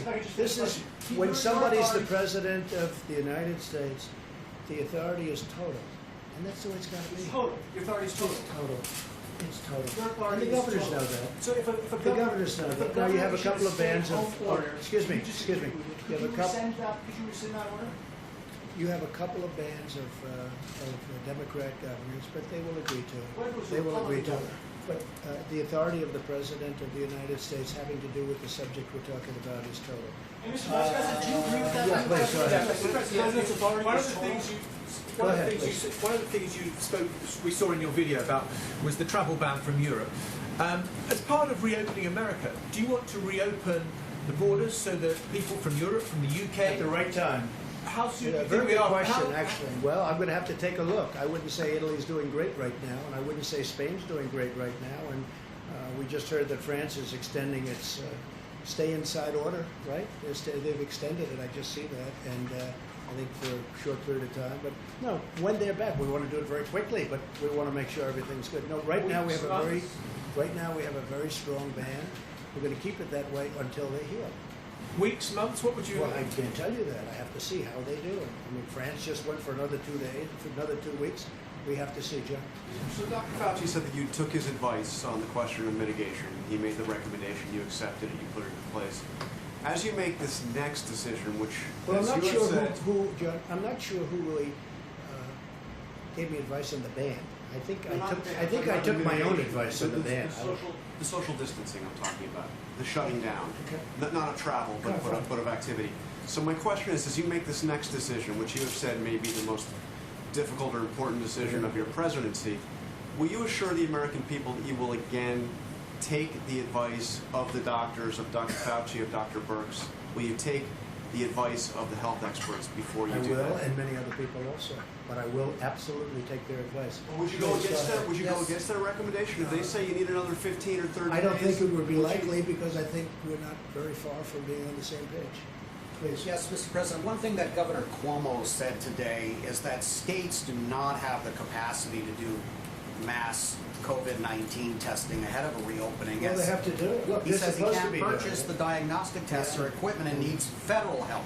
Well, So will the they may states need get help, that? Will they get it? But they're there. They're on ground. They've got local mayors, local representatives. They have But he people needs that do it. supplies. And what we did last time is unprecedented. We literally rebuilt tests. We rebuilt the whole industry because we inherited nothing. What we inherited from the previous administration was totally broken, which somebody should eventually say. Not only were the cupboards bare, as I say, but we inherited broken testing. Now we have great testing. I just left the top executives at Abbott. Who would have thought that would have happened, where they have such a great test as that? And in fact, what I'll do, I think, unless you have any further questions for the Secretary of the Treasury, do you have anybody for Steve? Anybody? Yes, Is that sir. for the Secretary of the Yes, sir. Treasury? If it's for me, we can wait. For Secretary We have to get him back to work, okay? Yes, sir. For Secretary Mnuchin, a question from one of my colleagues who's not able to be in the room. They're curious about the SBA rule that prevents small casinos from getting some of this relief. Is that something that you're taking a look at? Is there going to be a change to So that? not small casinos, but there are such things as small taverns and restaurants that have literally, small gaming things, and we are coming out with some additional guidance on that. But I want to be clear, it's not small casinos. Thanks, sir. Secretary, Yes. there was a letter that some House Republicans sent this weekend about liquidity for mortgage servicers. Yes. Can you explain what you're looking at on that front? Sure. So I think I commented on this a week or so ago. We had a subcommittee task force at FSOC that specifically studied this issue. We have all the appropriate people on it. Ginnie Mae has automatically taken some action. We've had conversations with the FHFA as to what they're going to do for Fannie and Freddie, and we've said that to the extent they need certain authorities from the Treasury, we will accommodate that. So we're very aware of the issue. Quite frankly, we've been studying this issue way before COVID and had concerns about some of these non-bank servicers not being well capitalized. But we're going to make sure that the market functions properly. Thank you, sir. We have seen in a number of these relief bills that Democrats and Republicans have been able to push forward different non-coronavirus specific funding priorities. Are you trying to keep funding specific to coronavirus? And then if there are going to be other additions, for instance, a change to labor rules is something that many on the left wanted. Some on the right are wondering if they should also, if you should also be pushing for, their preferred add-ons. Well, I think our expectation has always been this is COVID related. Some people have a rather broad view of what COVID related is because it has impacted almost every single business. I think the president has talked about the Kennedy Center, which is a good institution. Obviously, that was not the major priority of the bill, but they were hit with COVID related.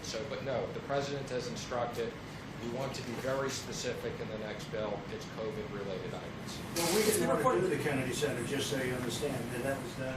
The Democrats wanted it in. We didn't want that. But they wanted it in, and we had to agree in order to get something done for the workers. But we want this to be for the workers and for companies that employ the workers. That's what we're looking for. We're not looking for extraneous nonsense. It's been reported that you argued at the time of the China ban was being discussed, that was too disruptive to the global economy. Is that accurate? Okay, well, let me be clear. I had nothing to do with the China ban. I wasn't on the task force at the time.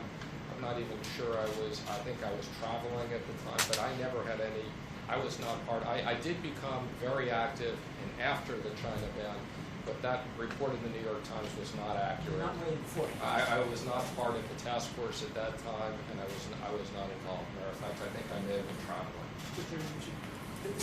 A proposal, I believe, by Senator Hawley to get direct payments to employers to pay people who have been laid off and to keep people on payroll. Does the administration support that proposal? Well, again, that is the PPP. The PPP is basically sending money to small business, 50% of American workers, to keep those people paid. And it's the most efficient way. Every dollar, as I said, we do through that, it's one less dollar of unemployment. And more importantly, we want those people to be associated with the business, so as soon as the president is ready to open up the economy, those businesses are together. We don't want those businesses to fall apart. That's why this is such a successful program. But are you talking about unemployment? You're talking about the unemployment. Sending it indirectly to the states. We would have preferred that it was sent directly to the people. The Democrats wanted it to be sent through the unemployment system, and I talked to you about it. We have 40-year-old equipment in many of those systems. They're run by the state. But I'm hearing they're getting the money out anyway. So some of them are, and some of the states aren't, and we encourage. We're working with the states to try to update their computers, but it's a long haul. Okay, thank you. Thank you, Mr. President. Phase 4, Steve. Phase 4. Come on, Steve. A quick question about something you just said. You said when someone is president of the United States, their authority is total. That is not true. Who Okay, told you know what we're that? going to do? We're going to write up papers on this. It's not going to be necessary because the governors need us one way or the other, because ultimately it comes with the federal government. That being said, we're getting along very well with the governors, and I feel very certain that there won't be a problem. Yeah, please, go ahead. Has any governor agreed that you have the authority to decide when their state I haven't opens asked back up? anybody because But I no don't, one is you know why? Because I don't have to. Go ahead, please. But who told you the president has the total authority? Enough, please. You mentioned the Vice President's call with the governors today. Governor Hogan of Maryland has urged your administration to ask Congress for $500 billion to help stabilize budgetary shortfalls created by coronavirus. It's nice of Governor Hogan, very much. We appreciate Governor Hogan's statement. Governor Cuomo said the CARES Act ignored state government Cuomo. revenue shortfalls. Do you support that request? And Mr. Which Vice one? President, What did you say? he said the CARES Act ignored the budgetary shortfalls. Well, they're looking at things in phase 4 where they have, where they talk about states, and they're also talking about hospitals. They're talking about states who have been battered, and they're also talking about hospitals, and we're certainly willing to look at that. Will you urge Congress on their behalf? We'll see what we all come back with, but they are talking about states, and they're talking about hospitals. OEN. Thank you, Mr. President. Governor of Michigan, Gretchen Whitmer, has on Thursday signed an executive order banning the sale of non-essential goods. If other states The follow sale of what? non-essential goods, she has banned the sale of non-essential goods. Many are calling this draconian, unconstitutional. As president, do you think that if other states were to follow her example in the coming weeks, that the federal government should intervene? Well, I don't think that's going to happen. I think it's very extreme, but she's doing it, and I think it's going to be over a long way before we have to start thinking about it too much. It is strong. It's a very strong position to take. But they're making a lot of progress in Michigan, so let's see how it all works. What is the status of the funding for the World Health Organization? We're going to be talking about that very soon. I'm getting a full report. I'm not happy with the World Health Organization. Not happy with the World Trade Organization either. We've been ripped off by everybody, and we have, this country, for so many years, has been ripped off by everybody, whether it's a World Health or World Trade. And they're like, I call them the Bobsey twins. They look at our country. For years and years, we had people that did nothing about it. We're doing a lot about it. So we'll have a report, and we're also talking about the World Trade Organization. But we've made a lot of progress there. We're now winning cases for the first time because they know I'll leave if we don't get treated fairly. This country, our country, was at a point where we rarely, if ever, won the lawsuits within the World Trade Organization. But now we're winning a lot of them because they know I'm not playing games. We will pull out if we have to. We just won a $7 billion lawsuit, which was very nice. Do you expect a decision this week on cutting funding for the WHO? Yeah, I would say by the end of the week I'm going to make a decision on that. There's a lot of, right now there's a lot of things happening. China? Why are there no consequences for China for the misinformation How do you know that there they are no share? consequences? We've been asked, and it How do you appears know that there are were no none. consequences? What are the consequences, Mr. President? I for wouldn't the tell you. misinformation? China will find out. But Why would I tell People you? are concerned that they stonewall. No, you started that off by they saying, why are there misinformation. no consequences? You asked this a few times, so follow up on your response. Why are there no How do consequences you for know China? there are no consequences? asked you, You're and going to you find said- out. you said I that wouldn't you tell you. would You'd probably be the last person on earth I'd tell. There Go were ahead. consequences. Yeah, please. Mr. President, actually, this is a question for Mr. Vice President. Do you agree with the President's statement and his understanding of federalism that his power is total, right, in the way that he described it? Is there anything you'd like to add or any context you'd like to add to the way he was discussing that? I support the President's leadership under the National Emergency Declaration that he signed. We're standing before you today, for the first time in American history.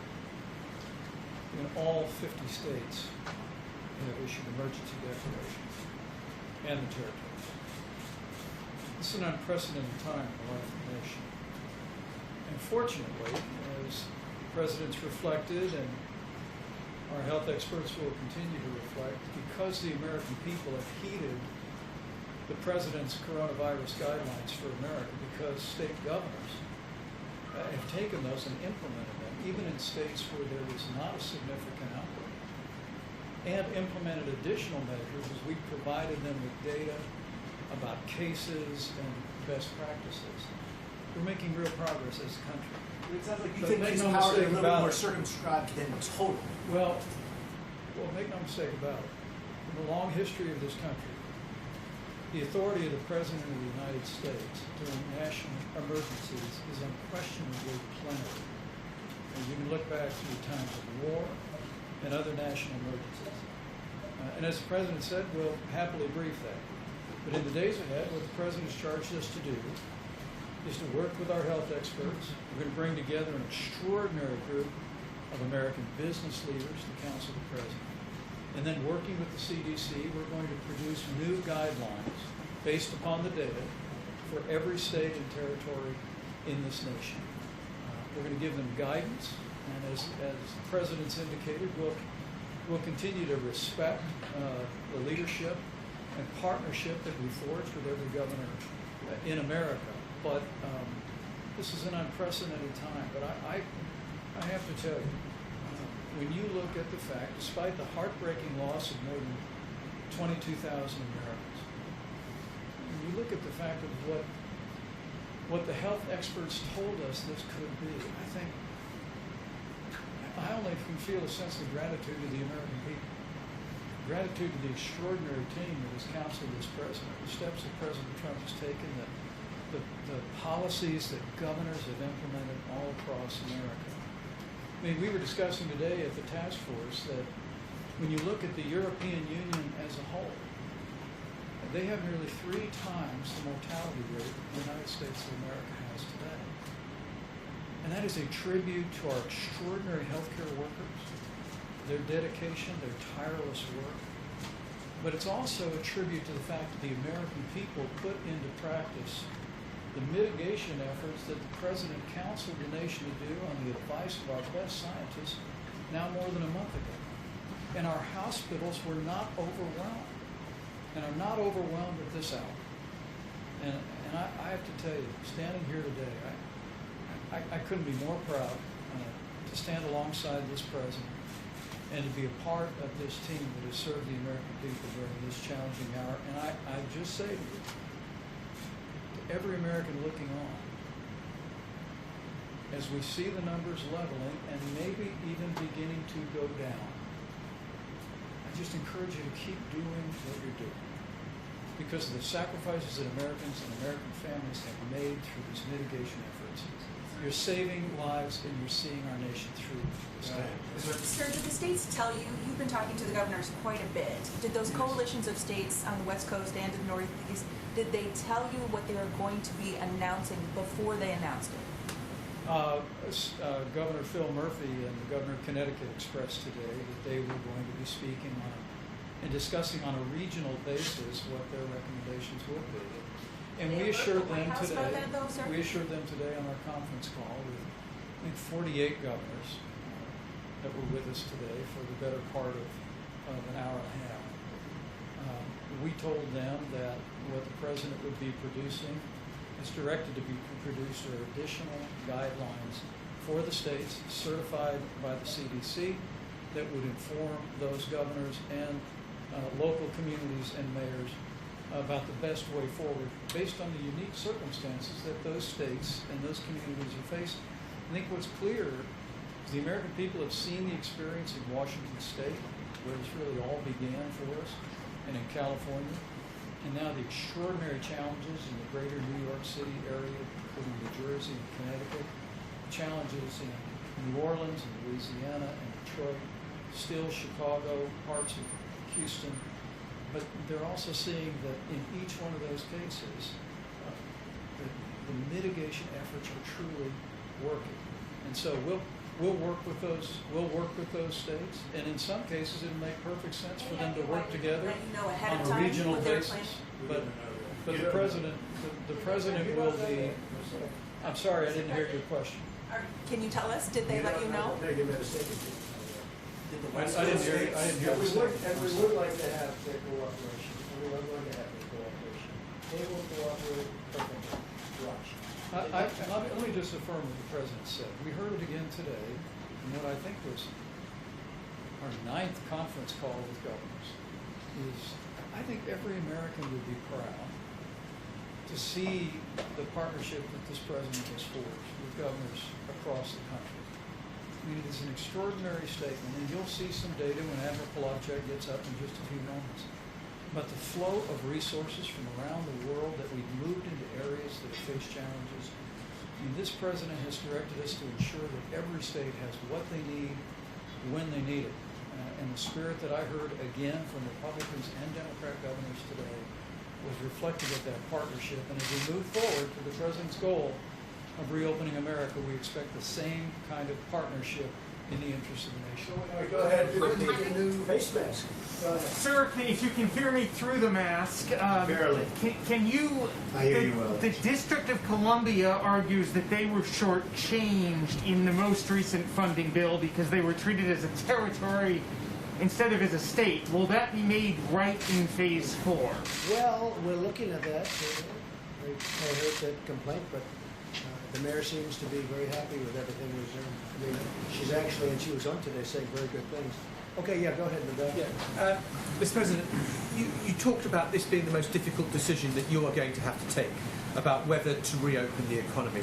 I wonder how much it weighs on your mind the thought that if there is a second wave, you've reopened the economy and you might have to shut things down again. It does, and I hope that won't happen. I certainly hope that won't happen, but it does weigh on my mind. Okay, in the back, go ahead. Yeah. Go ahead. Mr. President? Go ahead. Thank you. A question for one of my colleagues who wasn't able to be here. China deployed an aircraft carrier into the South China Sea this weekend amid claims by Chinese state media that COVID has reduced U.S. military readiness in the region. What kind of responses are you thinking of? Will you have a response to this action? China has their own difficulties. We have a relationship with China that we're not happy with certain things that happened over the last period of time, as you know. We've been very explicit on that, but we know all about that. And no, China is, we've seen what they did. We've seen many other things that they've done, both pro and con, and we'll be just fine. At the things earlier where you said that you were putting together the economic task force and that you thought that the recommendations were happening earlier than expected, did you mean to suggest that it could be before May 1st that you start recommending? I don't want to say that, but we're going to be putting out guidelines and recommendations fairly quickly, in a few days. Ruling out that it would be before? I'm not going to say, but look, certain states are doing very well. Certain parts of the country are doing very well. They're doing really very well. And so we're going to be putting out recommendations and guidelines very soon, Steve. Would your guidelines be, would they fit each area, or would they be a uniform set? You're going to see, I don't want to tell you now, but right now we have a very strong indication that we know pretty much, we have some good ideas. I also do want to get, we'll have video conference, or at least a conference call with a lot of very good people having to do with certain fields, whether it's energy or whether it's entertainment and restaurants, et cetera, et cetera. We have to get people back into restaurants. We have to do what we have to do, whether it's deductibility or not, we'll see, but it should be deductibility. You'll get them back so fast. I mean, they used to have deductibility, the restaurant business, it was one of the hot businesses, and then they ended it a long time ago, many years ago, but we may need that to get people back into the restaurants, please. Yeah, Michelle Obama today got behind mail-in voting nationwide as a possible solution to what's going on in the states. She said it shouldn't be a partisan issue. Have your advisors told you that could save lives? Have you? Well, absentee ballot, are you talking about? Yeah, but on a massive scale because of the coronavirus. Well, I don't know what she did. I mean, I didn't see that. When did that happen today? Yeah, today. She's part of. That's a nonpartisan group. I wish her a lot of luck. On Abbott Labs, you said you had long. Yes, Mr. President, there's a little bit of confusion about your phone calls yesterday with President Putin. The Kremlin is saying that you discussed current issues of ensuring strategic security. That wasn't referred to in the White House readout. Can you enlighten us? We discussed many things. We did discuss China. We discussed many different things, but it was primarily a call on the oil, as you can imagine. And they were very helpful in getting a stabilization price, a stabilization of the number of barrels. I think the number is going to be closer to 20, maybe 15, but closer to 20 than it is going to be to 10. And I think it was a very important call. I also spoke with the King of Saudi Arabia, and that was a very important call. And the bottom line is OPEC Plus. It's called OPEC Plus because there are other states also, other nations. We came to a very good agreement. Please. Go ahead. What was the part about strategic security? Was that... I would say mostly we were talking about China. We were talking about their borders. And we were talking about our borders a little bit, our borders with Mexico, because as you know, Mexico was a big part of the deal. And Mexico, really, it was very complex from the standpoint of Mexico. It was not an easy deal for Mexico, and the president, we appreciated a certain amount of flexibility. But we talked about borders, we talked about China, talked about Mexico. But strategic security sounds more like arms. I mean, we did talk about the arms. Yes, we did. That was a very important part of the deal, actually. Yeah, good point. Please. So on Abbott Labs, you said testing is going great. We know that these machines have been sent to some of the governors, but some of them are saying they don't have the materials to actually conduct. Well, they have the to get the material. You know, the governors have to get the material. Now, if they can't get it, they're going to see us. I'm talking about the local governments. I'm talking about governors have to get the material. Now, they have machines. In fact, we're going to go in. I asked Mike to go into it as soon as I leave. They have very powerful machines that they don't know they even have. I'm not talking about Abbott. I'm talking about the governors. They have machines that are used for this. You know what I'm referring to? Very big, very powerful machines where in a certain state's case, they're only using 10% of their capacity and they didn't know it. That happens to be Illinois. John, please. Real quick, these 15-minute tests that you've sent out, these new ones that you had in the Rose Garden, they say, including Governor Sununu in New Hampshire, that they don't have the cartridges to actually conduct the test. So when will they get those cartridges? What do you think the answer is? Rapidly increasing the numbers. Rapidly increases, well, pretty quickly. They can do 50,000 a day. Well, you have other machines where they can really work. And a lot of the states have the big machines that can do a lot. They didn't even know they had them. They didn't even know that they had them. And Mike is going to be talking about that. Remember you mentioned several weeks ago the Google was putting together that website where they would handle the drive-in testing. Google and Apple. Have you given up Google on and Apple have you moved past that? A lot of people don't like it from the standpoint of constitutional rights. I mean, a lot of people don't like it, and some people think it's great. No, they are working on that, as I understand. It's a testing website. Remember you said a I website know for Google, that. and it's only operating in I think 5 counties in California right now. No, Google's looking at it, but Google is also working with Apple on looking at something. We have the greatest companies in the world looking at things that in a year from now, everything that we're looking at now is going to be obsolete. That's how good it is. We have things happening that are unbelievable. I saw a presentation today that I can't talk about yet, but it's incredible. Plus, I think they're doing, Tony, I think they're doing very well in the vaccines. They're working hard on the vaccines, and I think you'll have an answer for vaccines. I believe that there's some great things coming out with respect to that. Now, you need a testing period, but you can have some great things. Please.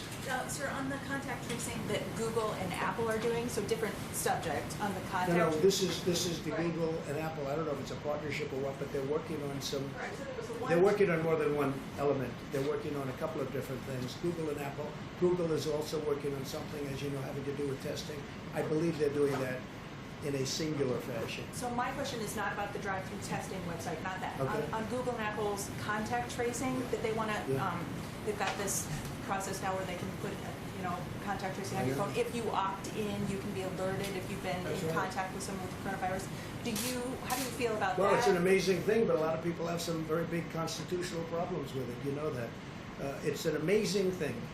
And it would be, actually, as you know, other countries are thinking about using something similar, but not as good. Which other countries are thinking about something I similar? hear Singapore is. Singapore had a little bit of a setback because they had a break, you know that, but they'll take care of it. I know the folks in Singapore, they're doing a great job, and they're going to put it back very quickly. But Singapore and other countries are looking at other things, and some countries are doing other things. Would you prefer that Americans use some Well, other I don't want to get system? into that because we have a whole constitutional thing. We have more of a constitutional problem than a mechanical problem. But we will be making a determination on that. That's something we're going to be discussing with a lot of people over the next 4 weeks.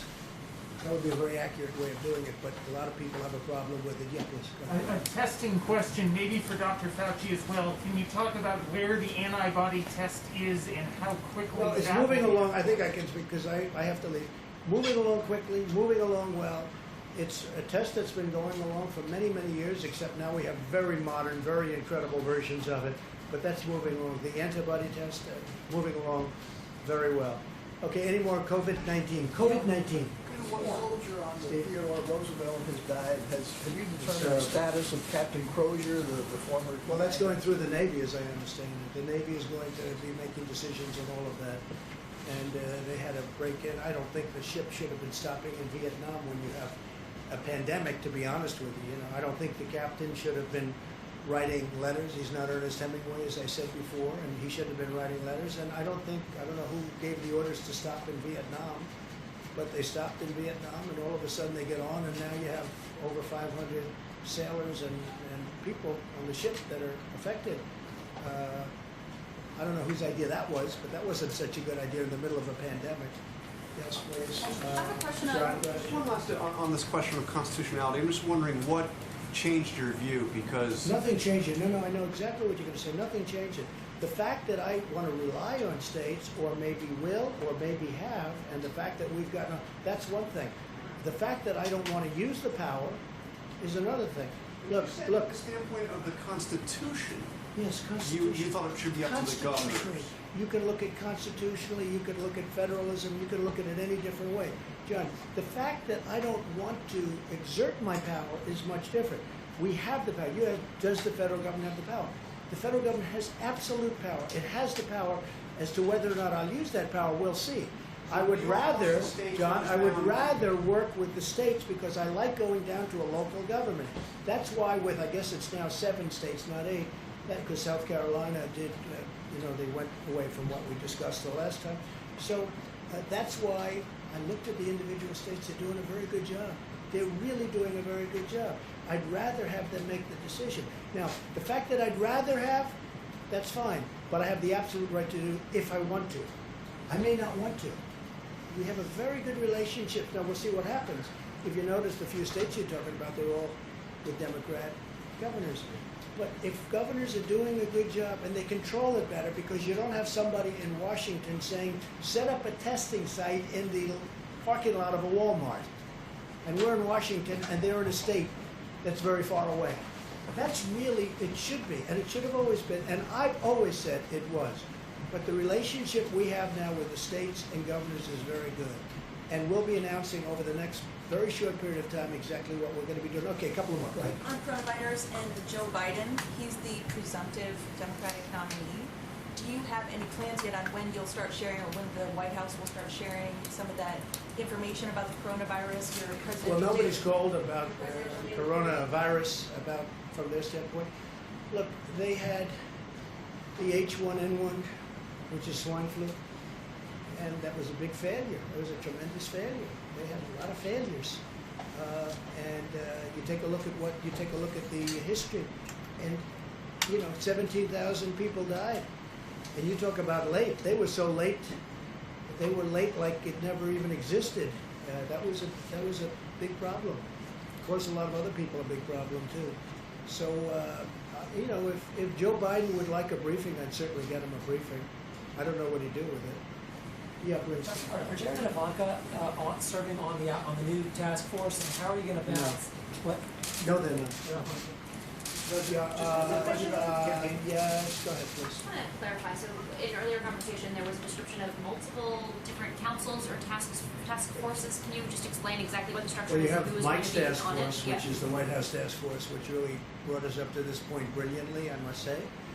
Dealt with governors and dealt with governors all the way through, and I was on many of those calls, and every call got better and better and better. It was hostile at the beginning. By the time we finished, I mean, today's call was a very good call, very friendly call. I think everyone's online. And again, you don't have anybody driving you crazy saying they're not getting ventilators, they're not getting all of the different things, they need more beds.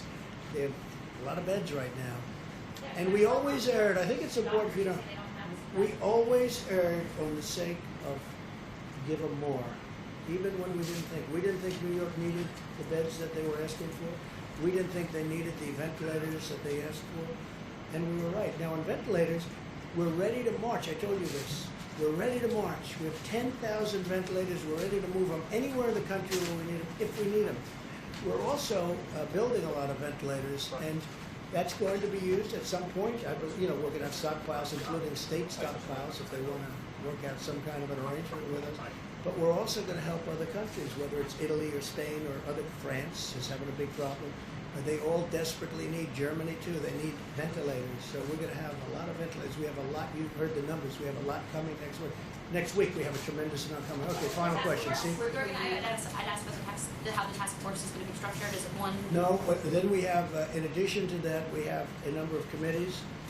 We'll have a transportation committee. We're going to have a manufacturing committee. You'll see it tomorrow. We're also having a religious leaders committee. We have a great group of religious leaders. We're having committees with religious leaders. You can see what's going on with the churches and all of that. And we're going to have a faith leaders committee. And so we're going to have a few committees. I'll call them committees. And then ultimately we're going to make decisions. We're going to make decisions fairly quickly, and I think they're going to be the correct decision. I hope so, Steve. Form the economic task force tomorrow. When do you want them to have recommendations? Soon. And they already know what I want. And so when you say form, I don't have to give them instructions. These are very sophisticated people. These are the best people in their fields. So I don't have to say, gee, we just met and we're going to meet in 2 weeks and here's what I said, here's what I want. We've already told them. And they're the best names in the various businesses and professions and religions. I mean, these are the greatest names, the people that I think probably know the best. So we've called them, and we're going to be speaking to them very soon. And we want them to have, if it's questions or statements, we want them to have that for us. And we will have either a response or maybe, ideally, we're going to be learning from them, and we'll be able to do that and put everything we learned from those calls into our new guidelines. So we're going to have new guidelines coming soon. I think it's going to be very good. I think it's going to be very smooth, and I hope it's going to be very safe. Thank you all very much.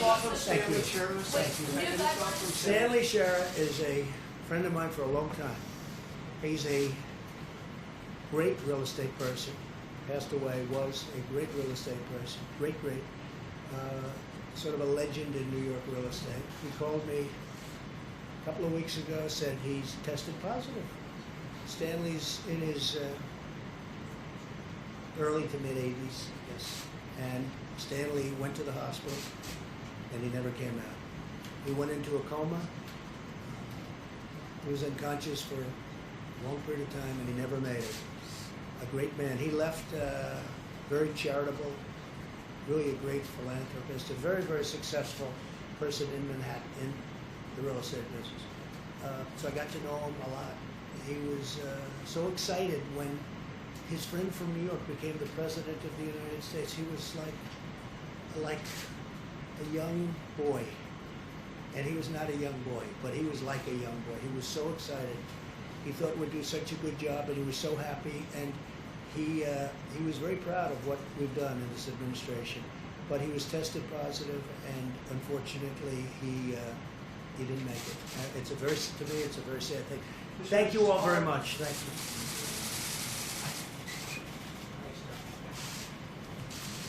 you. Thank you, Mr. President. As the President mentioned, the task force today spoke to 48 of the nation's governors. On that call, we reflected on the fact that all 50 states had emergency declarations in place, which was the first for American history. $5.2 billion has been distributed to the states under the Stafford Act, and it was a productive call and reflective of President Trump's ongoing direction for us to work closely with the states to make sure the states in the areas most impacted by the coronavirus have what they need when they need it. We spoke about the issue of testing and supplies, and I'm going to ask Dr. Deborah Birx to come forward, as well as Admiral Polowczyk, to reflect on both of those topics for you. Dr. Birx has been leading an effort in the task force from early on rapidly expanding testing. It was early on that the President formed that public-private partnership with commercial labs. As we stand here today, more than 2.5 million tests have been performed, and when we add in the estimates of labs that we have to assume with reasonable projections have not yet reported into the CDC, we think that number could be closer to 3 million tests that have been performed. As has been mentioned, the new 15-minute test, we are working closely with Abbott Laboratories that the President and our team met with today here at the White House to rapidly increase the availability of cartridges. Abbott is producing roughly 50,000 cartridges a day. FEMA acquired an initial supply of that and distributed those to the states, but we're working with the states to not only distribute what's being made, but also work with other suppliers to create additional cartridges. A point that I'll ask Dr. Birx to expand on in just a moment is the fact that beyond the new 15-minute test by Abbott Laboratories, beyond what we expect to be a new antibody test, which may well be approved by the FDA in just a matter of days. An antibody test that would be produced at the rate of 20 million tests a month. The reality is that those commercial laboratories that the President brought in here the better part of 2 months ago and initiated that public and private partnership with have been producing hundreds of thousands of tests every single week. But as Dr. Birx and our team have apprehended, we believe at this point in time that of the Roche equipment that is out there that does the high-speed testing, and we informed governors of this today, we think that some 20% of that capacity is not being used. And with regard to the Abbott N2000 systems, we told governors today that we think 75% of that laboratory capacity that exists in the United States today is not being utilized by our governors. So we sent a very clear message to governors today to reach out to their hospitals, reach out to their labs, to identify the presence of the Roche Amplicor 500 and the Abbott N2000 to get those activated. We literally estimate that although we're doing over 110,000 tests a day in the United States, that if our governors and state labs would simply activate the machines that are already there, we could double the amount of testing in the United States literally overnight. And so I know that governors' teams watch these briefings, and we'll remind them very respectfully again to identify those labs. And we have a team that now is deploying, reaching out to labs to see if we can activate all of those labs. Secondly, on the subject of supplies, I've said it a couple of times from this podium today, but let me say it one more time. President Trump's direction to us in dealing with the states on personal protective equipment and ventilators has been to make sure the states have what they need when they need it. We recognize that while we all watch the overall curve of the coronavirus in America, understandably the national numbers, the reality is this outbreak has taken place in its own individual curves. first on the West Coast, then the New York City area, then Louisiana, Michigan, and now we continue to contend with it in Chicago, Houston, and other metropolitan areas. It has given us the opportunity to ensure that personal protective equipment and ventilators are made available on a critical basis. And I have to tell you, we're incredibly proud of the effort and the partnership with states that has us standing here today, that no one who has required a ventilator has been denied a ventilator in the United States of America.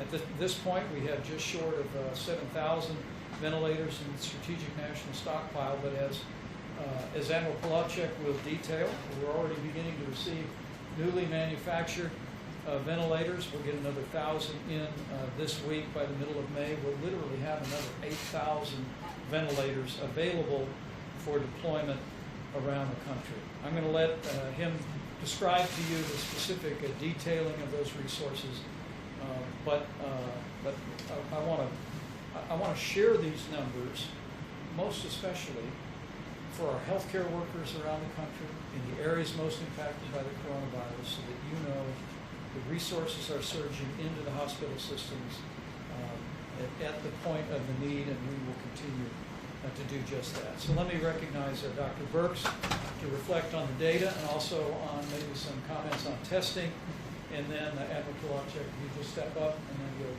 describe supplies. We'll hear from Dr. Fauci again and then take a few questions. Great. Thank you, Mr. Vice President. I don't know if we can get the first slide on cumulative cases. Yes, thank you so much. I wanted to show you a different way of looking at it today. Obviously, we look at case counts per 100,000 Americans in each of our states and metro areas. But I wanted you to see in absolute numbers how much the New York, New Jersey metro area dwarfs all other metro areas. And so you can't even see Chicago, Detroit, or Boston. All of those metro areas are under 25,000 cases. You can see that the New York, New Jersey metro area is about almost 250,000 when you bring those cases together, almost a lot more. And that's why you hear us talking a lot about the metro area of New York and New Jersey and the counties of Rockland and Westchester and Suffolk and Nassau and Bergen, New Jersey, and why we're so focused on getting resources to that metro area. I can see the next slide then. So if I take New York and New Jersey metro area out, this is the other metro areas that we have been tracking very closely. I wanted to show this to you so you could see how those curves are already starting to plateau. So if you look at Detroit, if you look at Philadelphia, if you look at Louisiana's in green, Detroit is in gray. You can see across the board, across these metro areas would have a higher concentration of individuals. This is what the American people in these large cities have done, where it is more difficult often to socially distant. And we're just really impressed by the work of the mayors and the governors to make this happen. I also wanted you to see this because you can clearly see Chicago and Boston. And so Chicago is in the orange and Boston is in the yellow. They are crossing Detroit. And that's why we have been very much focused on the needs of those areas. And there's one, and Providence is also in that category. It's difficult for you to see them because they're much further down on the slide. But the highest, if you look at the axis on this slide, it's 25,000. The axis on the last slide was 300,000. And so that's why I really want people to understand each of these epidemics, these small epidemics in each of the metro areas, we're tracking independently, as well as any epidemics and outbreaks that are happening in some of our other states. So I just wanted you to have that perspective of how significant the New York, New Jersey issue is and why we've been tracking that so closely. But I also wanted to assure all the other states that we're tracking them also very closely and really working with the governors and mayors. And that's why I wanted to see that not only are the curves flattening in some of those major metropolitan areas, but they're starting to decrease. And this is what we're very excited about. These are cases. We also know that mortality will lag, and so we're really tracking also the number of individuals who have succumbed to the COVID-19. I also wanted to really note here that, yes, our mortality is less when you combine European countries equal to the size of the United States. And I think this is really two things. One, it's the incredible work of the American people, but it's also the incredible work of our healthcare providers and the system of each of these hospitals that have the resources and the ability to respond to the needs of the COVID-19 patients. And I think you can really see the superb healthcare delivery that is happening by the low mortality. Just to mention really quickly about testing, because you've heard me before talk about it, and then it was a little bit misquoted and misaligned, but there are multiple Abbott machines, so I'm going to be very clear, having spent years in the laboratory. The high throughput machines, which are the Roche 6800 and the 8800 on Roche, and the Abbott M2000. These are the machines that run between 500 and 1,000 assays at a time. The Abbott company worked really hard 3 weeks ago in getting 1 million tests out there to be utilized, and they can make 1 million tests a week for all of our laboratories that have these platforms. And so far to date, somewhere around 250,000 tests have been utilized in 3 weeks worth of work, and that's why we've really been appealing to the laboratory directors to really bring all those machines on. Last week, Dr. Fauci and his incredible team of researchers have agreed to really reach out and find additional Roche and Abbott high throughput machines that are in research institutions and doing critical research work, to bring them online also to supplement the other laboratories' work, to create a mosaic and a complete strategy that brings together the high throughput platforms with the medium throughput platforms, with what are the low throughput but rapid platforms, which is this ID Now. ID Now is not going to be the answer to the number of tests that we need over the next few weeks. Those run a test every 15 minutes. And we can get about 55,000 cartridges a day. But I just got done saying that these other machines, of which we have hundreds of, can run 500 to 1,000 in a single time frame. And so we need to bring all of these assays together, and a team has been created to call every single laboratory and every single research institution across the United States to define the complete capacity in every single state. Because it shouldn't be our expectation that every governor understands exactly everything that's in his state. But we have to understand everything in every state in order to be able to meet the needs of the American people as we increase testing. Now, I know you all know that in 3 weeks we went from 300,000 tests total to 3 million tests total in 3 weeks. We know that we have to further increase that. That has been done really by HHS and Admiral Giroir and the team up there. And we're going to supplement that team to really bring on all of the additional resources and platforms that we have in the United States of America, just like we did with ventilators, to bring all of the capacity to bear so that we can also continue to increase testing. Also, of course, as these epidemics decrease, you can also be able to use more and more testing for surveillance. But I do want to call out the 19 states that aren't ever represented in these graphics, and by and large, the states have been continuing to do containment and outbreak investigation. And I've been able to talk to many of those states, and I would just remind all of us, when I talk to each one of these state health officials, where they are finding outbreaks are in nursing homes. And so we really need to continue to protect and continue to test in nursing homes, because we know that that's a particularly vulnerable group. And it's a group where often, now that we're beginning to understand asymptomatic transmission, no one is intending to pass the virus on to others. But we know in essential workers around the United States, people are unknowingly infected and then passing the virus on. And so those are the ones that we're very interested in finding. And you might say, well, how do you find them? Because they don't have symptoms. And so this is where we really have to increase surveillance in a very deliberative and understand way. And so we're really looking what are sentinel surveillance sites. I think we can see where there's outbreaks, because once people have symptoms, you can see them. But where do you do sentinel surveillance so that you find them before they have symptoms? This is what we have done for decades in HIV, and it's what's allowing us right now to really control the HIV/AIDS epidemic in sub-Saharan Africa, because we're finding people when they're asymptomatic and treating them when they're asymptomatic. So this is something we know how to do, and it's something we're working very closely with CDC and others on to make sure that we can bring that full capacity to the American people. So these are just some insights on what we're working on. We're continuing, obviously, to track every single county and community. And then finally, I'm going to call on one additional group.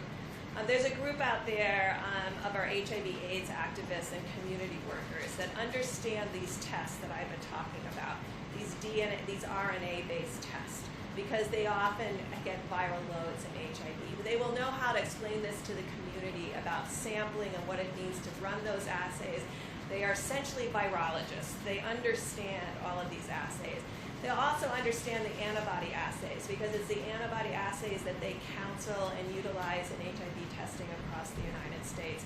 And they will be our translator to the American public and to their local mayors. They understand these tests. They essentially understand all the virology and all the immunology. And I'm really asking all of them to help us communicate what these tests are so the community is ready for them. Because antibody tests measure something very different than the viral load in the front of your nose that we're using for diagnosis. And so really being able to understand all of those tests, when to use them, how to use them, will be really critical. But the great thing is, in the United States of America, we have these community groups that understand these tests very well and will be able to discuss them at every level with their community. I'm going to call in Admiral Plavchik up in a minute, but I have to call on Dr. Tony Fauci.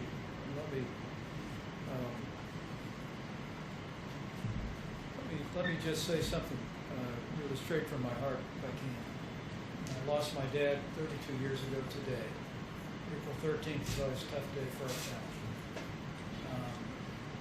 And this morning, when my brothers and sisters were sending around pictures of Dad, like we always do, I just thought of the families of the more than 22,000 Americans that we've lost. And I just want to tell you that you're on our hearts, and you're in the prayers of millions of Americans as you deal with this heartbreaking loss, as well as families that have family members that are struggling with serious illness. But let me just encourage everyone in the midst of that loss, because the American people have been putting these mitigation measures into practice, there are families that are still together today. And I just want to encourage you here at roughly the halfway point of 30 days to slow the spread to take that to heart. In no way minimize the losses that we've experienced as a nation and as families. But to be encouraged to know, when you see those numbers on the vast majority of states, that because of what the American people are doing, it's working. And Dr. Fauci and Dr. Birx and the entire team continually ask us to remind the American people, and we do so again today, keep doing what you're doing with 30 days to slow the spread, and we will hasten the day that we heal our land. Dr. Fauci. I just want to make one comment that related to a question that was asked, and then we'll have questions. I don't want to take too much time. The idea about how we would evaluate from a purely public health standpoint about what I call re-entry into some sort of normality. But as health people, I don't know anything about, nor do I have a claim to know anything about economics. There are going to be people who know a lot more than I do who are going to give advice about all of the committees that the president was talking about. But the one thing we do know as health people, as physicians and scientists and public health people, as I mentioned, I think over the weekend on one of the shows, is that some people may think it's going to be like a light switch, on and off. You know, we're either out and we're in. It's just not going to be that way, because we have a very large country, and there are different impacts. As you see, New York is very different from other parts of the country, from the Midwest, from the mountain region, California and Washington, different than New Orleans. So as we discuss and consider the public health aspects, it likely would be something that I refer to as sort of like a rolling reentry. It's not going to be one size fits all. So I don't know what it's going to be yet because we still have time to look at it. Dr. Burks, who does an amazing job with showing you the data and the charts, that's going to likely influence some of the recommendations that we will make. But I can assure you, they will be recommendations that will be based purely on public health. And the President will get a lot of other input from others, but we'll give the honest public health recommendation. Admiral Polowchuk did an update on supplies, and then we'll take a few questions. Vice President, can I have the ventilator slide back up? Just, all right, thank you. So you start with what's in the stockpile this morning, and then here's the contract that we'll be delivering over the next few weeks. We add 8,600 ventilators to the pool area. Yeah, that's the math that you get there. That's included the DPA action with GM. And we'll say that we've also issued what would be called rated orders with all of these vendors to allow them front of the line privileges, so to speak, within their supply chain. So we've written the contract. This is the 100,000 plus ventilators we're talking about, and continue to work with them to ensure that the ventilators actually show up. So we continue to work there. If we did that, we realized that downstream supply chains need some additional defense production activity. Go to the air bridge. 8 flights scheduled, 37 complete, 43 on the horizon. And you can see the numbers of material that's been brought in to supplement the volume that's needed. Now I'm going to go through a series of slides of New York first. So Dr. Burks provides me what I would call as a geographic reference to align the supply chain. So all of those cities, you'll see a little bit of theme here. I'll be talking about a lot of the cities and geographic areas. Align the supply chain to those geographic areas to try to get as much there, while we realize the rest of the nation needs supplies as well. And then we aligned the supply chain to site of care, public hospitals, VA, private hospitals, nursing homes, first responders, acute care, and on down the line. So the last business week, so Monday of last week through Friday, Saturday of the past week, these are the amounts of materials that came into the New York, New Jersey metro area, and you can see the volumes there. So if you go to Detroit, we talked about their hotspot. Here's the volumes of deliveries going into Detroit for that same time period. You can go to Chicago. I'm going to run through this kind of quick, but you can see that the geographic alignment, the places that Dr. Burks has talked about is where we're concentrating supplies. You can go to New Orleans to give you an understanding. Washington, D.C. So now I hadn't talked about that. Today was a very kind of early entry into the Washington, D.C., Baltimore, right? Positioning supplies ahead of need, we hope, in Washington. Go to Baltimore. You can see the volumes there, trying to get ahead of that. And then Philadelphia is next. And then now the next slide is a 9-city roll-up. And so to save a little time, I did not include Boston and used it in there. So you can see the volume of material flowing through a commercial network, air bridge, their supplies, into geographic regions, and then further prioritized to site of care. Now, final topic. N95 masks. So the Department of Defense announced a DPA action this weekend. That came over from DOD on Friday into the White House.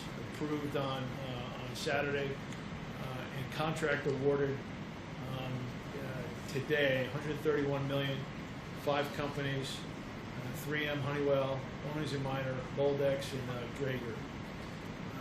The CARES Act was signed before March was ending, right towards the end. So essentially 2 weeks from that money being put into Title III authority for DoD.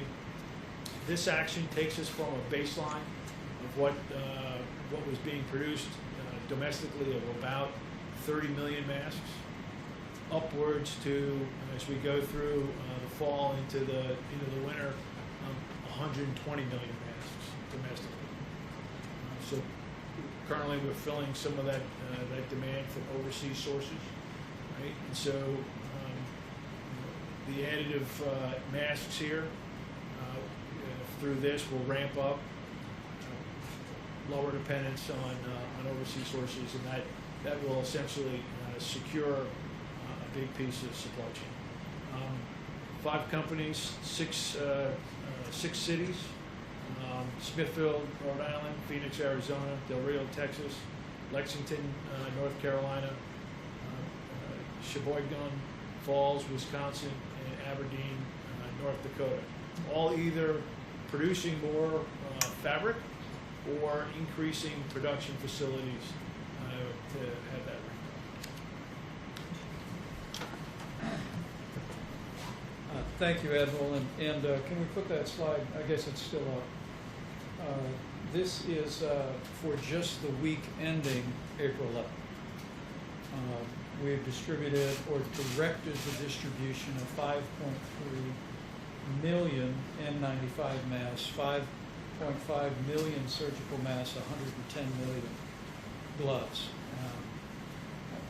We share that mostly just to make sure our healthcare workers know that the resources are flowing. We're going to continue to flow them, but this is just the numbers for this week. And don't include, for instance, what the President announced. I was able to tell Governor Tom Wolf of Pennsylvania today that next week they'll be receiving 2 million N95 masks to support some of the healthcare challenges that they're facing in the broader Philadelphia area. So with that, we will be happy to take a couple of questions. Go ahead. Thank you so much. One for the Admiral and then one for Dr. Fauci, if you don't mind. The Admiral, wouldn't it have been useful as you're going through, all of those supplies that are now making their way into the system? You talked about having to buy foreign products, as we're catching up and making it. Wouldn't it have been useful if it had taken until mid-March for the government to start placing bulk orders for these kinds of supplies? So I came over from the Pentagon 20th of March, so I'll speak from the 20th of March on down. We're using the Defense Production Act. I think you'll see much more use of that as we go forward. We may. I know that I'm not equipped to talk about other than from about the 20th of March. I was over with the Joint Staff. Ask Dr. Fauci. You said that you'd be, giving the President your recommendations, you and Dr. Birx coming up with a plan that you guys are comfortable with. Are you willing, once the President has made his decision, are you willing to come here and tell the American public what you actually had recommended to him and whether he followed through with what you recommended? I'm not really, what do you mean? So when the President stands up here, whether it's, May 1st, whatever day it is, and outlines his plan, are you willing to stand up here after him and tell the American public what it was that you had recommended he do if there is a difference? I have to think about that because, when you have conversations with the President, sometimes they really should be confidential in what you give him because he's going to have to make his own choice. I'll have to think about that. So we would know whether he was actually listening to the health advice that he's making. Right. Yeah, he is. I mean, I can tell you one thing, he'll listen. But I think what's going to happen, I don't know for sure, is that he will get input from a number of individuals representing a number of aspects of society. One of them will be a help.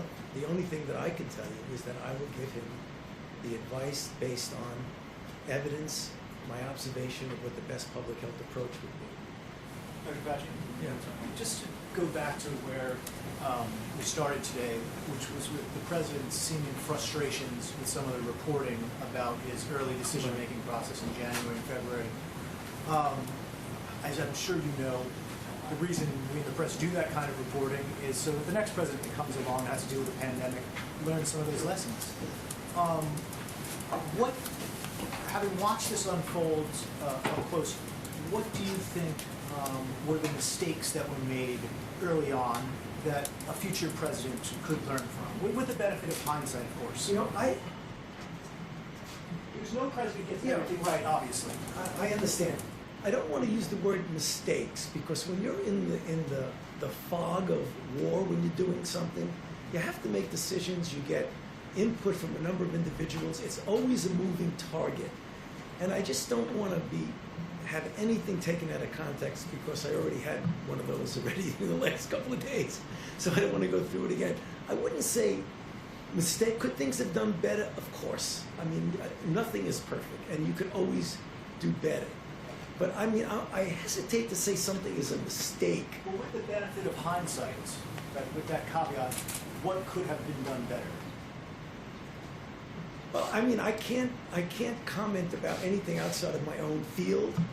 But the thing that when I think back on was evolving in my mind was something that was a virus that was much worse than what I had thought it was going to be, based on what we had learned early on,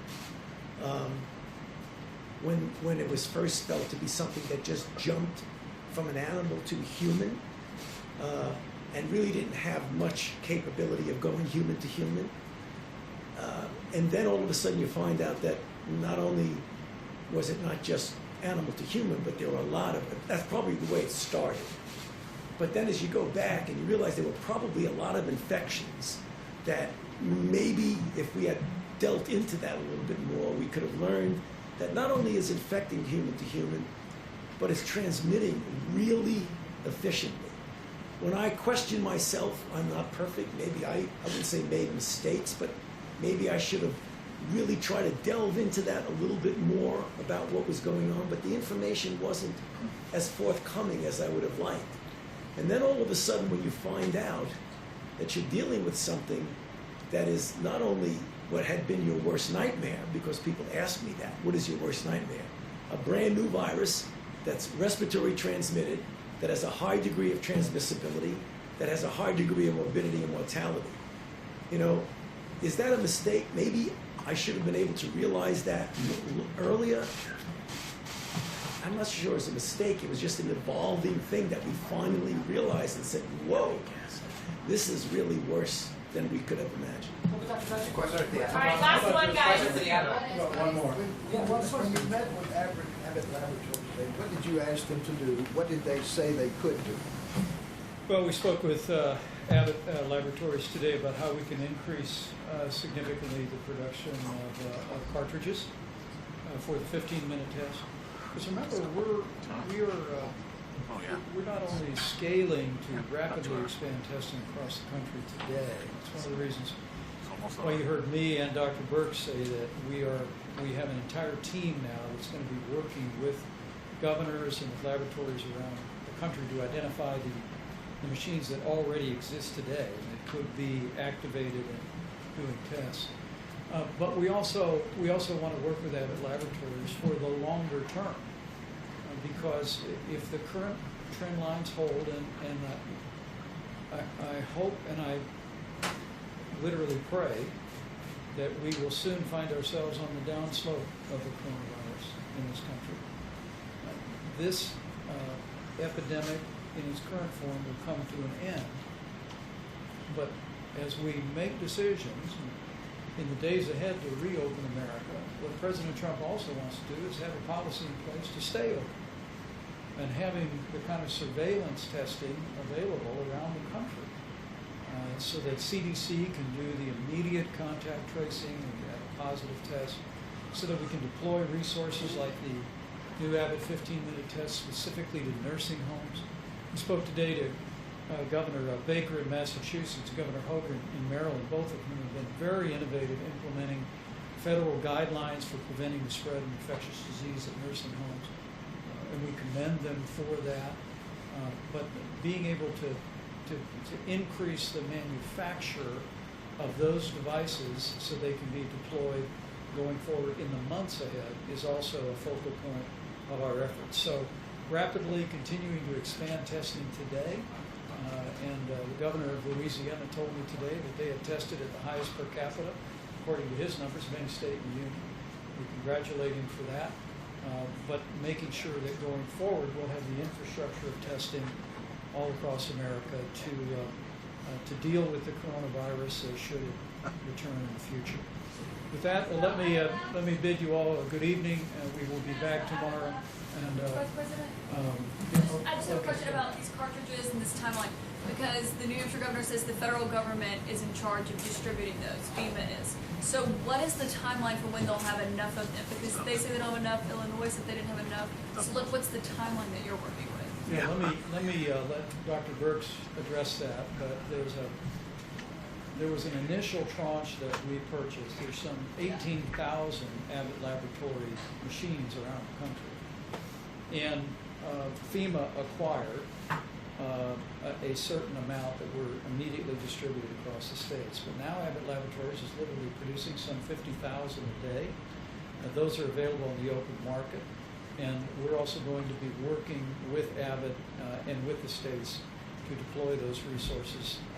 And we're also working with other manufacturers to increase the production of cartridges. But if there's more to that, do you want to No, that was perfectly said. I just want to, sometimes you ask these questions and I always want to make sure that people understand.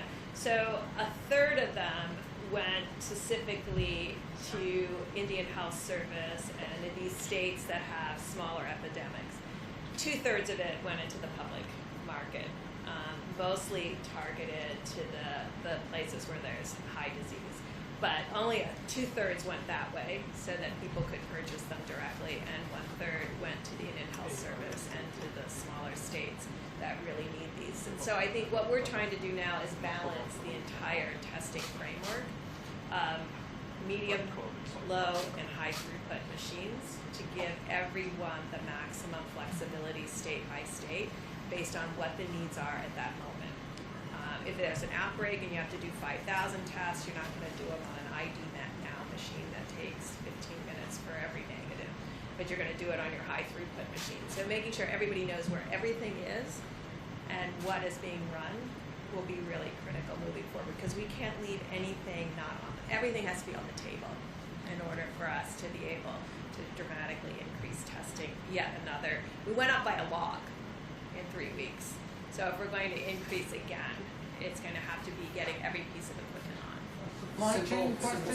Let me just again say thank you all for your time and attention, and thanks to every American who's joined us tonight. And I just want to encourage you, we're going to continue to lean into this effort to expand testing across the country, to deploy supplies to our incredible healthcare workers that have done such an amazing job in the midst of the coronavirus epidemic. Well, my last word on behalf of the President, on behalf of our entire task force, is it's 30 days to slow the spread. And I know we're almost at the halfway point, and I know it's been a month of these mitigation strategies, but I hope as you look on, as you see the progress that's made on the West Coast, the beginnings of real progress in the greater New York City area, Louisiana, Detroit, and elsewhere, I hope it will only steel your resolve to continue to do your part to slow the spread. Because we'll get through this, but it'll take all of us to continue to do it. So thank you to the American people for all your efforts, and see you tomorrow.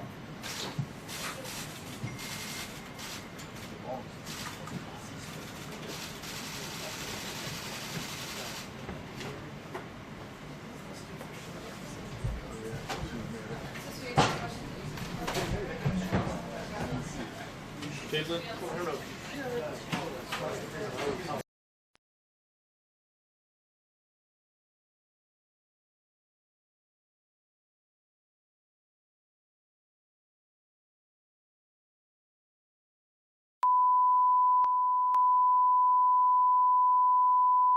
This is the primary audio circuit for the Reuters Live service.